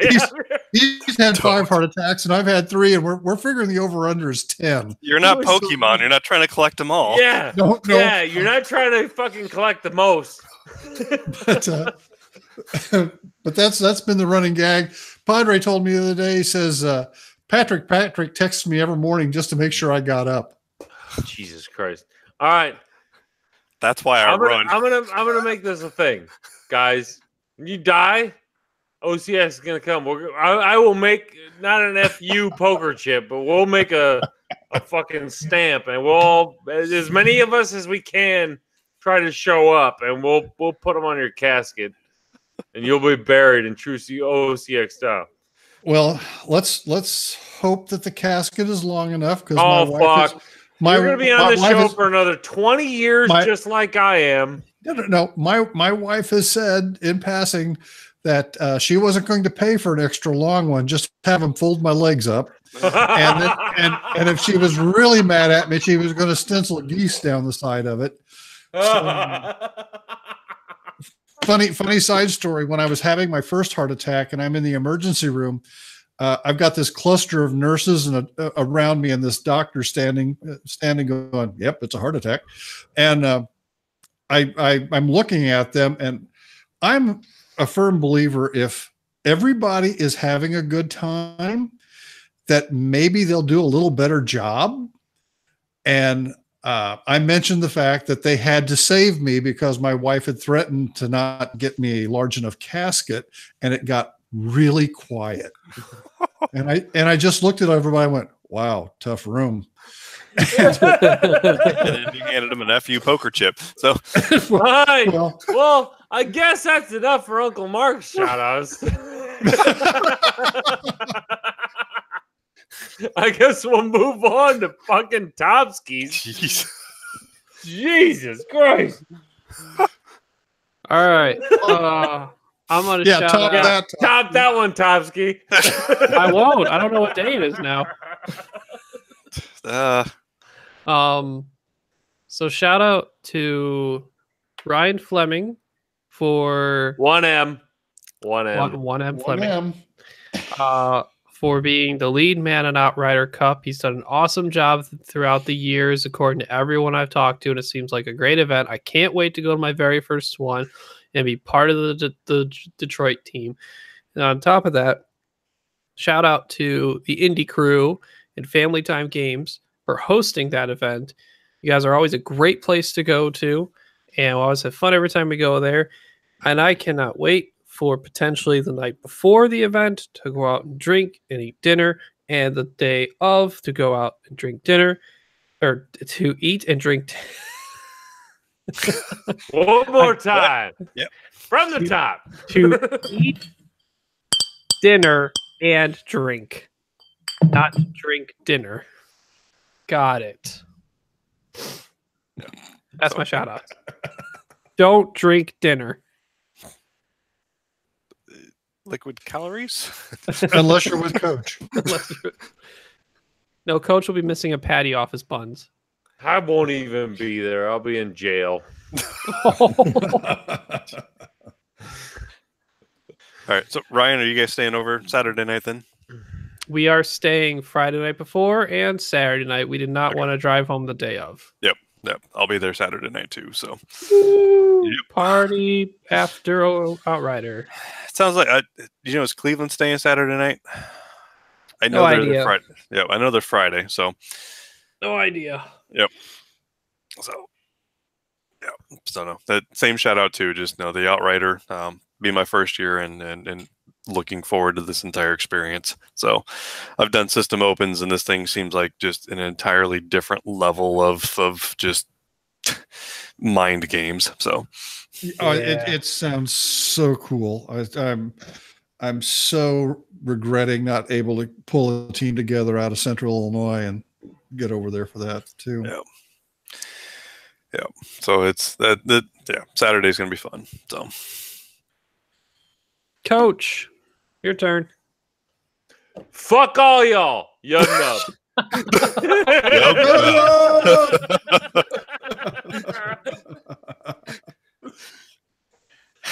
No, I'm serious. Young Nub. good night.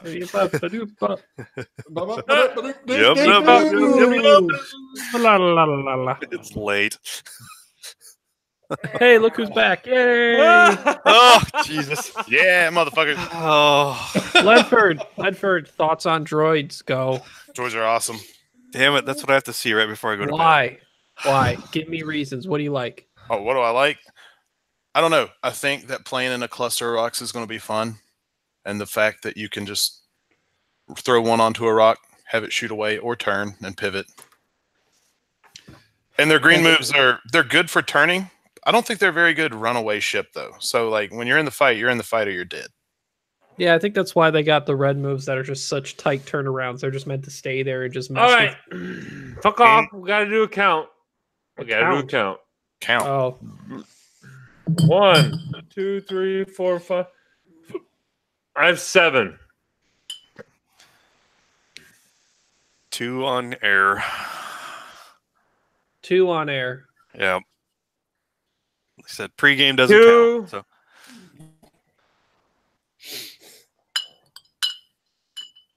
1. Okay, so Mark's good for 2. 2, Mark. I had Jack and Coke. Got a fucking I had wall. Jack and Coke earlier. But you asked on the air, it's 2. So there's 15. And I pre-Gordon ruled, so. Yeah, we all pre-Gordon rule. yep. So between Schluter, yourself, me, That's- Mark, and we had a lot. 17 beers, guys. For those of you who hammered the over, you win. Congratulations. Oh man, if I make it to Gen Con, you're going to be so fun to drink with. Oh God damn it, man! We're going to wake up in another state, Coach. Wait a What's gonna minute. happen?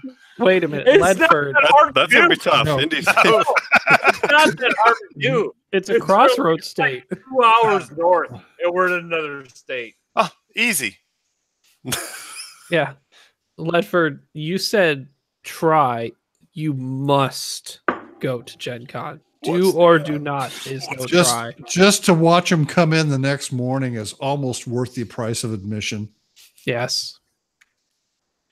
I would say Standard. for your own benefit, you should stay at the OCX house. Okay, Just because you'll be looked after. I'm down. Like You'll if we have a- left you in a hotel room by yourself, then No one's there to identify the body. nobody's there. It'll be a good story either way. Oh. All right. I'm going to tap out. It is late here. So Good night, Josh. All right. Uh, Good night, thank you for the Josh. time, guys. Good So night, Josh. hey, Thanks next for- time, buddy. yes. Thank keep you the guys. messenger open. Don't worry. Just, All I don't know. Yep. Take care. Ryan. See you on Saturday, man. I'll see you on or Friday night, maybe. I don't know what time you- Probably not Friday. I'm going to come up Saturday morning. So, Oh, okay. All right. See you Saturday. yep. So, all right, guys. Thank you. Have a good one. Good night. Later. Aw. Chico says you're doing a great job, Ryan. Oh, thanks, Chico. Where is Chico? Not you. Oh, Not you. always doing a great job. Chico. Not, Still thank you, Chico. not you, you fat fuck. Jesus. Oh. I'm about ready to fucking recruit your ass, though. Well, I mean, I could just Chico my way into it. Where is Chico? He's taking a sabbatical. He's on a sabbatical. On And sabbatical. a well-deserved one. Heard. Well-deserved one. He deserves it. I put him through the ringer a little too hard, I think. Oh, Coach. It's okay. I know, right? It's what I do. Kyle's not here. That's all right. It's their loss. It's his loss. Their loss. Did I even say the ending? Yeah, I You said did. yub nub and just cut that shit right out. No, no, Yeah, you did. I'm making sure I wrote it down. Oh, Otherwise, Montana's on my shit like you can't believe. So, He wants to get in. Get out. well, ladies and gentlemen, it's a shit show. So, I want suggestions. I want ideas. I want rumors. What do you guys want us to talk about? You want us to shit on somebody? Well, maybe we'll shit on somebody. I don't know. It is up to the chat. There are 15 viewers. 15 fucking viewers. This Chat is questions too. Do you have questions for us? And they missed the Ledford show. Everybody else missed the Ledford show. It's okay.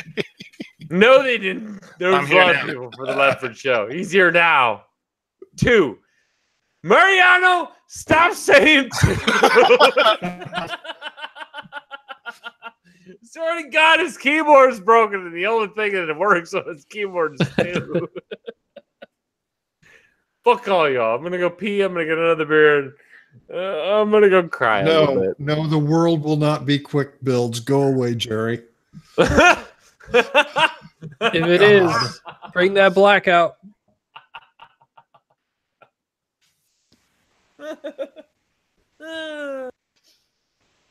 Sell me on hyperspace. Go Whoa. Pete. Okay, first of all, Ledford, you need to go to the YouTube page. I'm on the YouTube page. Okay. Hold on, do I need to type in a question? Top right corner, hit the pop out chat. It's little 3 little dots. You hit that, hit the pop out chat. Sure. And then you can close out of YouTube, and then you have the chat. And that's all you need. See, the chat's already saying you can't do it. Oh, But- 2s. Okay.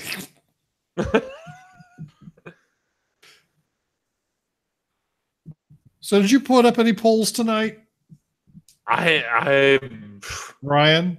Uh, you started didn't to. poll the chat tonight. no, everyone was like on edge wanting me to. Like I was What about to one a time. That dick. didn't happen. 5. No, I think I did one. I didn't even try to do the accents. That was not my fault. That was fucking Schluter and Ledford's fault. He was influenced. Coach was under the influence. I am. Is that an excuse still? It's always an excuse. Always an excuse.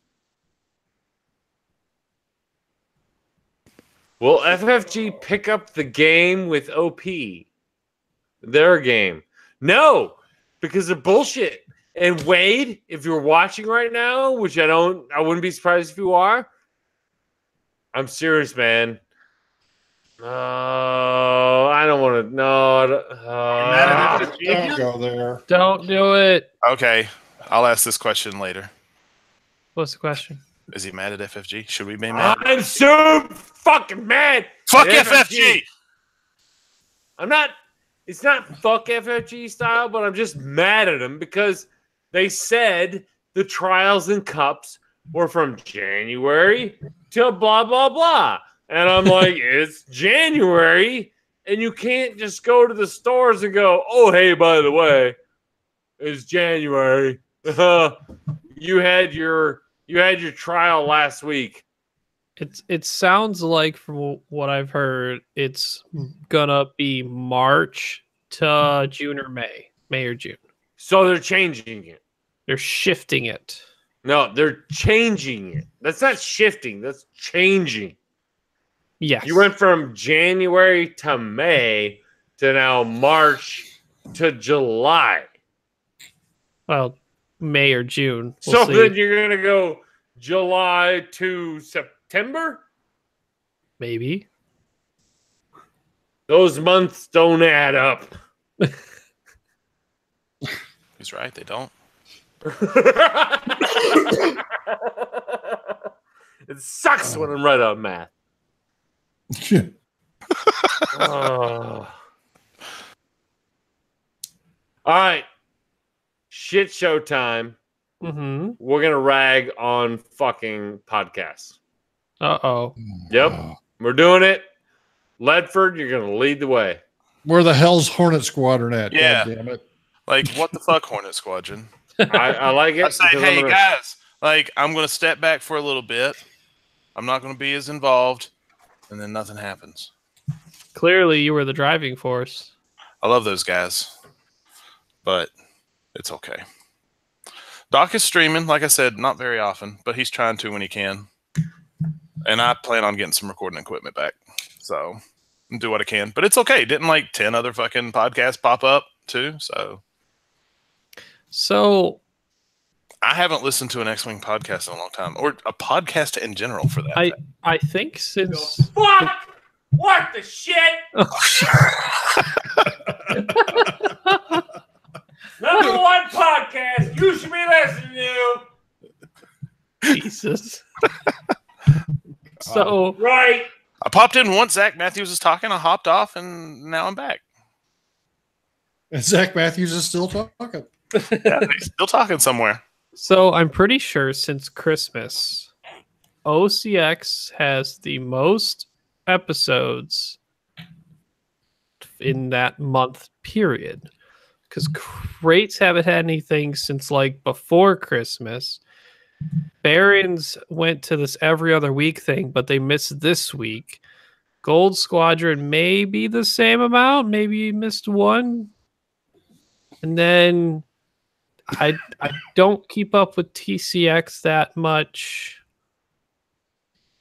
Everyone else is like every other week. Oh, Minoc. But Minoc had their like Christmas episode that was just like them playing an RPG game.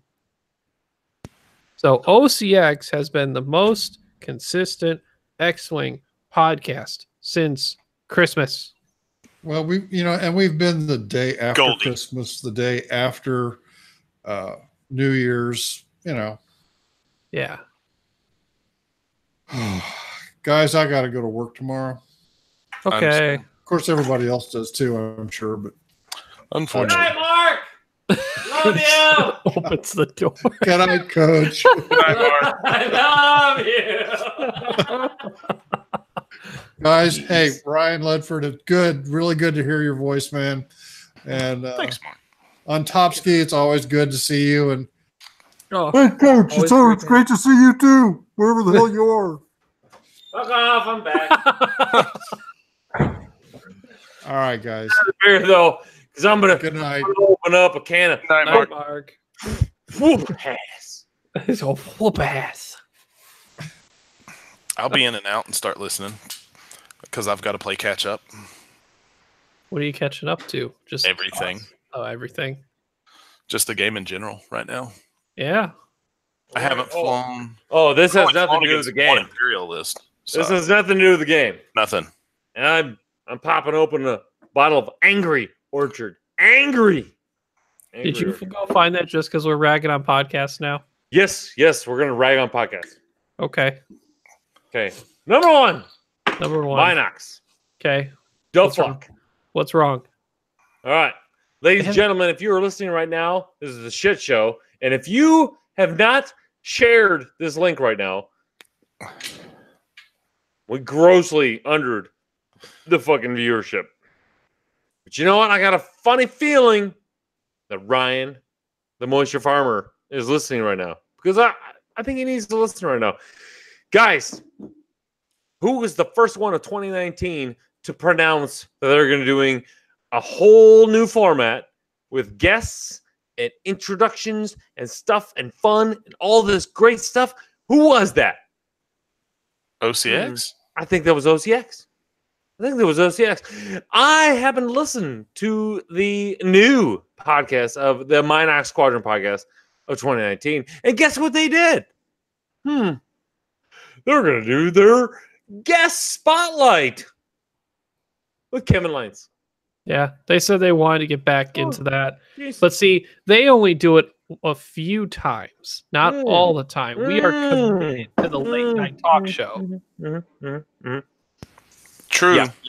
You know what? It's the best part. I've said it once and I've said it again. OCX is the pioneer of the X-Wing podcast community. What we do, people follow. Except the live cast part because they know they can't touch us. Oh, they don't dare touch that. They don't Nope. dare touch that, baby. The OCX culture is unique in the X-Wing community. Yeah. It's a whole nother thing to experience the visual part of OCX. It is a virus. It is good virus. I think. I was supposed to say like a good whiskey, but Ooh, sure, how buddy. about this? How about this? You want to catch that fever. You want to catch that fever, baby. I got a fever. I got a fever. And the only cure is OCX. I All really right, wanna make so a fuck you shit Minox, on let's go on the Minox. Minox. Let's dish a little bit on the Minox. Okay. Okay, for one, you know what? I thought Farmer was like the pinnacle of hosts. Like he was what I aspired to be. But then when you got there and you're like, oh shit, like Farmer, there's like this whole nother ceiling that you could go. And he doesn't. And I did. And I'm there. What's the difference, Coach? Oh, it's everything. It is personality. It is delivery of product. It is the absence of D.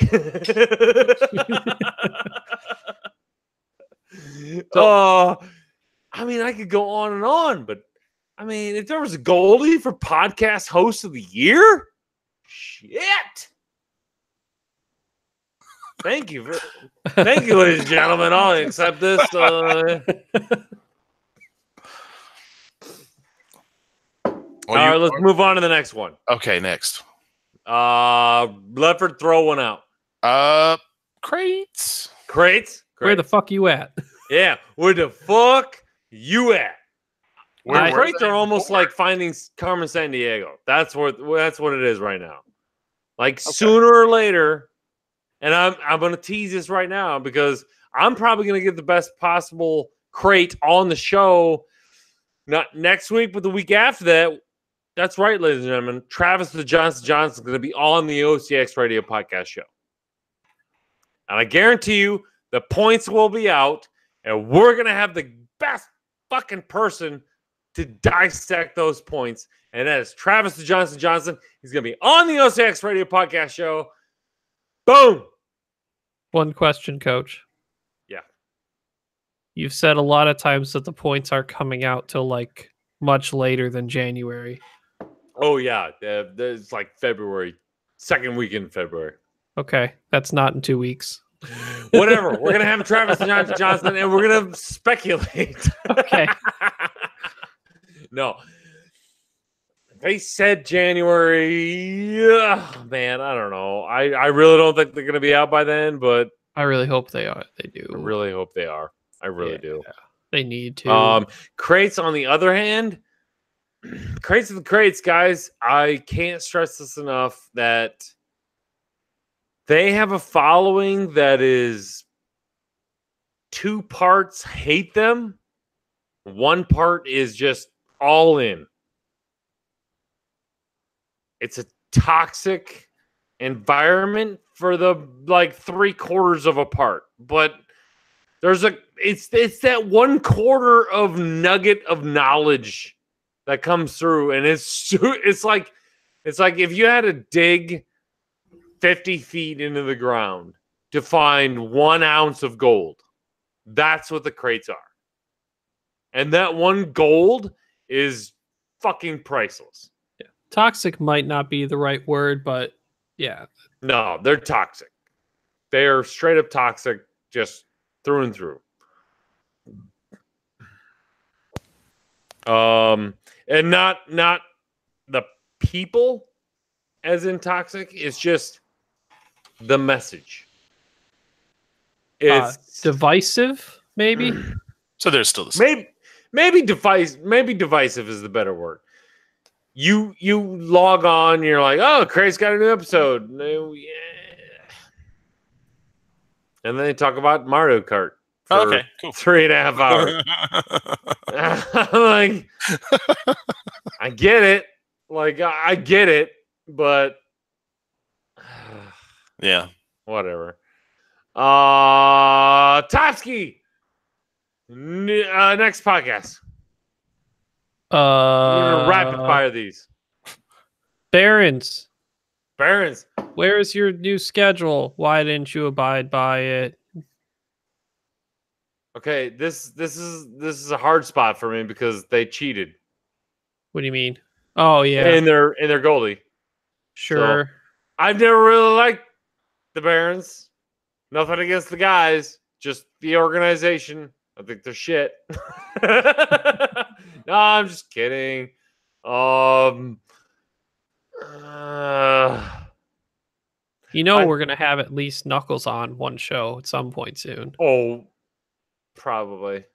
But Soon. thank God he doesn't listen. Barons are.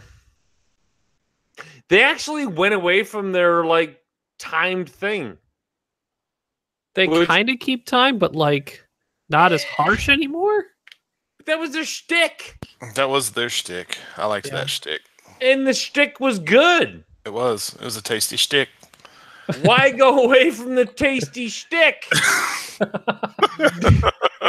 Barons, stick with your tasty shtick. Next one, Ledford. Gold Squadron. Nope. No, I know why this is a no touchy. This one's gonna go to the back burner. Dion Sorry, coach big time. I can't. Nope, don't. Yeah. Nope. Okay, plead the fifth. I'm gonna play the fifth for now on this one. All right, Topsky, go. Radio TCX, have longer than a half-hour episode so I can waste more time at work. I'm gonna disagree with you on that one. Okay. They do what they do, and I think they do it great. Okay. That's just not my thing. No, and maybe, you know what? I don't know if they're losing listeners or not. It would be nice to know what everyone's numbers are. Our numbers are shit, so I don't care. I have the OCX strong, and that's all I care about, baby. OCX.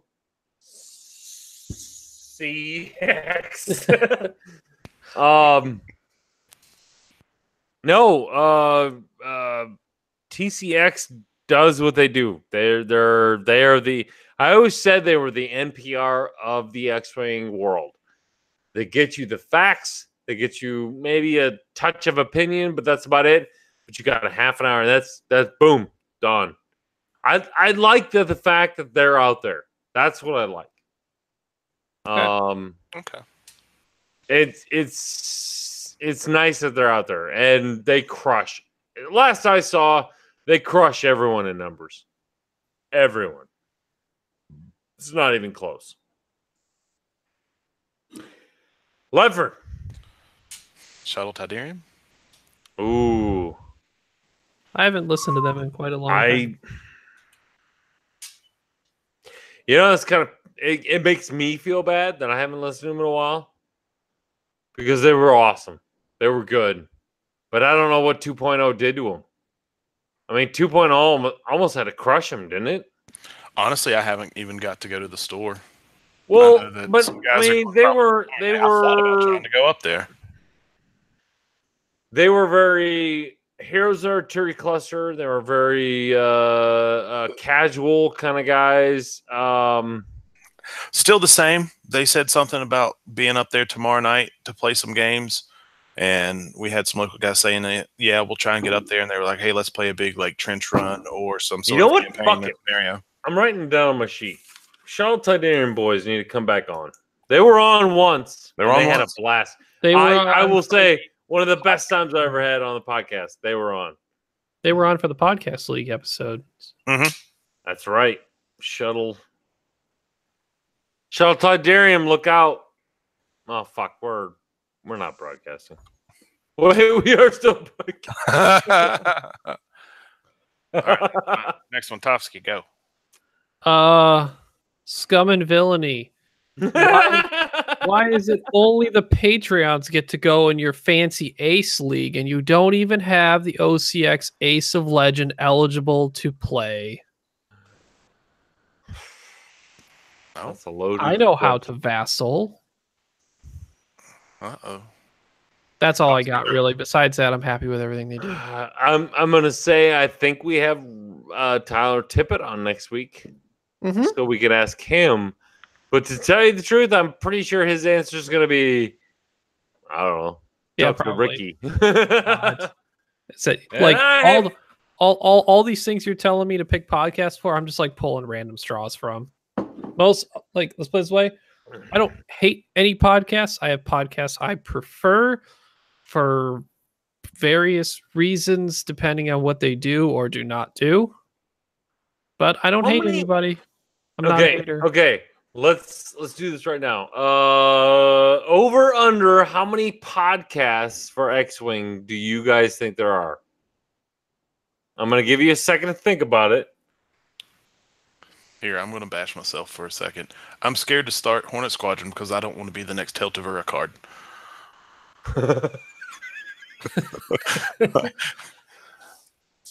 Hey, Oh, Nova. just keep yourself available. I am. Top. This will be for a very special prize. Oh, all right. Let me start typing. No, you can't do any research. This is gut. I'm not researching. I'm typing a list on a little notepad. So I mentally, because Chat, you can be involved in this too. I tell you what, chat right now. There are 13 of you. are we counting ones that kind of still exist? Ergo Hornet. I'm gonna go Hornets and no go. Oh, Hornet doesn't count. Okay. We No. haven't made a 2.0 podcast. You okay? I tell you what, they We've have streamed. had to made an episode in the last month. What does YouTube streaming tournament count? Oh. No, Okay, then it's no. a podcast, The motherfucker. episode in the last month actually takes a lot of people out, including I think the crates, back to dials, and shuttle time. Oh shit! Okay, all right. Whoa. No, a month ago is December like 10th. Crates last episode was December 13th. We're getting Okay, so close. they're in there. Just saying. It's a Okay, month that's sad, but yes, they're in there. I'm gonna go. There are 25. 25. Holy fuck. solid amount.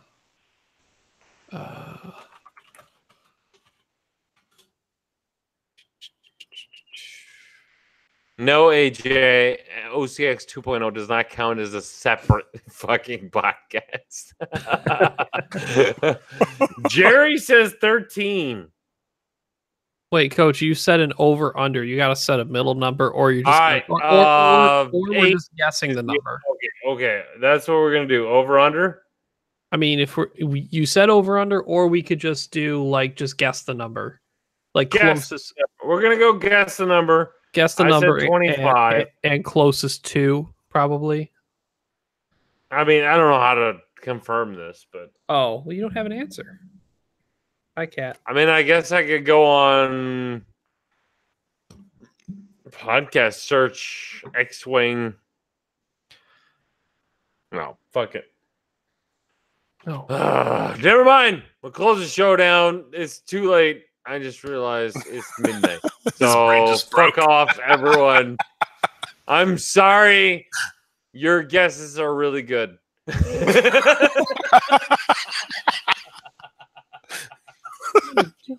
I'm gonna say 15's a solid guess. Host of the year, ladies and gentlemen. Cat, what are you doing? Get away. I can't see my other screen. Like you can't see. Oh, there's her tail. You can't see her. Don't you dump on my fucking tower again. Oh shit. Oh man. Okay. Ledford, I want to thank you for being on, buddy. Okay. Now that I know you're free for game. Free for game. All right. You're on my list. I close every Wednesday night, so which means I usually get home around usually the time y'all start, 10:30. So that's why I hopped on tonight and I was like, oh shit, sweet. Yeah. So- Okay. All right. then I know we have because believe me, we need some backup. So like tonight was supposed to be somebody else, but didn't happen. Still was fun, and I liked going over the Vulture Droid shit. So It's a good thing that nobody really turns down the OCX. no, So always a good time. Cat, what do you want? It's just my finger. What do you want? Hi. he wants Hi. a man. He wants a dude. All right, boys. Well, y'all have Good a good night, Ryan. Good Good night. night, Coach. Night, Topsky. And Ryan. Shit. Yeah. Wait. That was We 2 made weeks a in a rhyme. row. Wait. 2 weeks in a row. Wait. What? Ryan Ontopsky, Ryan Ledford, Ryan Fleming, Ryan Ryan Farmer, There's only one thing. Ryan Fest 2019 Part 2. I mean, we should have a Ryan show at some point. I Mhm. would love that. Does that Yeah. mean I don't have to be on? The No, April I have to be on for the beginning and the end. That's it. Okay. The April Fools. It'll be in Ledford. Starcast. Oh, that's a good Deal. one. Oh! April Fool's the Ryan show. Oh. Okay. All right. Wait. Cat, I can't get to my fucking calendar. There's What? only 14 Cat lights people watching, and they won't remember come Wait. April. I thought you already turned off the live cast. Orion off. Ooh. And all the Ryans have to drink rye. Why I'm all right does with that. AJ always come up with the best fucking ideas? God damn it. AJ, why do you have to live on the other side of the world? We don't know. All right. I am going to compound on these ideas and get back to you guys. Works for Other me. than that, I'm going to say good night. Not fellers. Make sure you turn off the live part. I am going to turn everything off. The big red button. Ladies and gentlemen, OCX signing off. Bye-bye. Ta-ta. Bye-bye.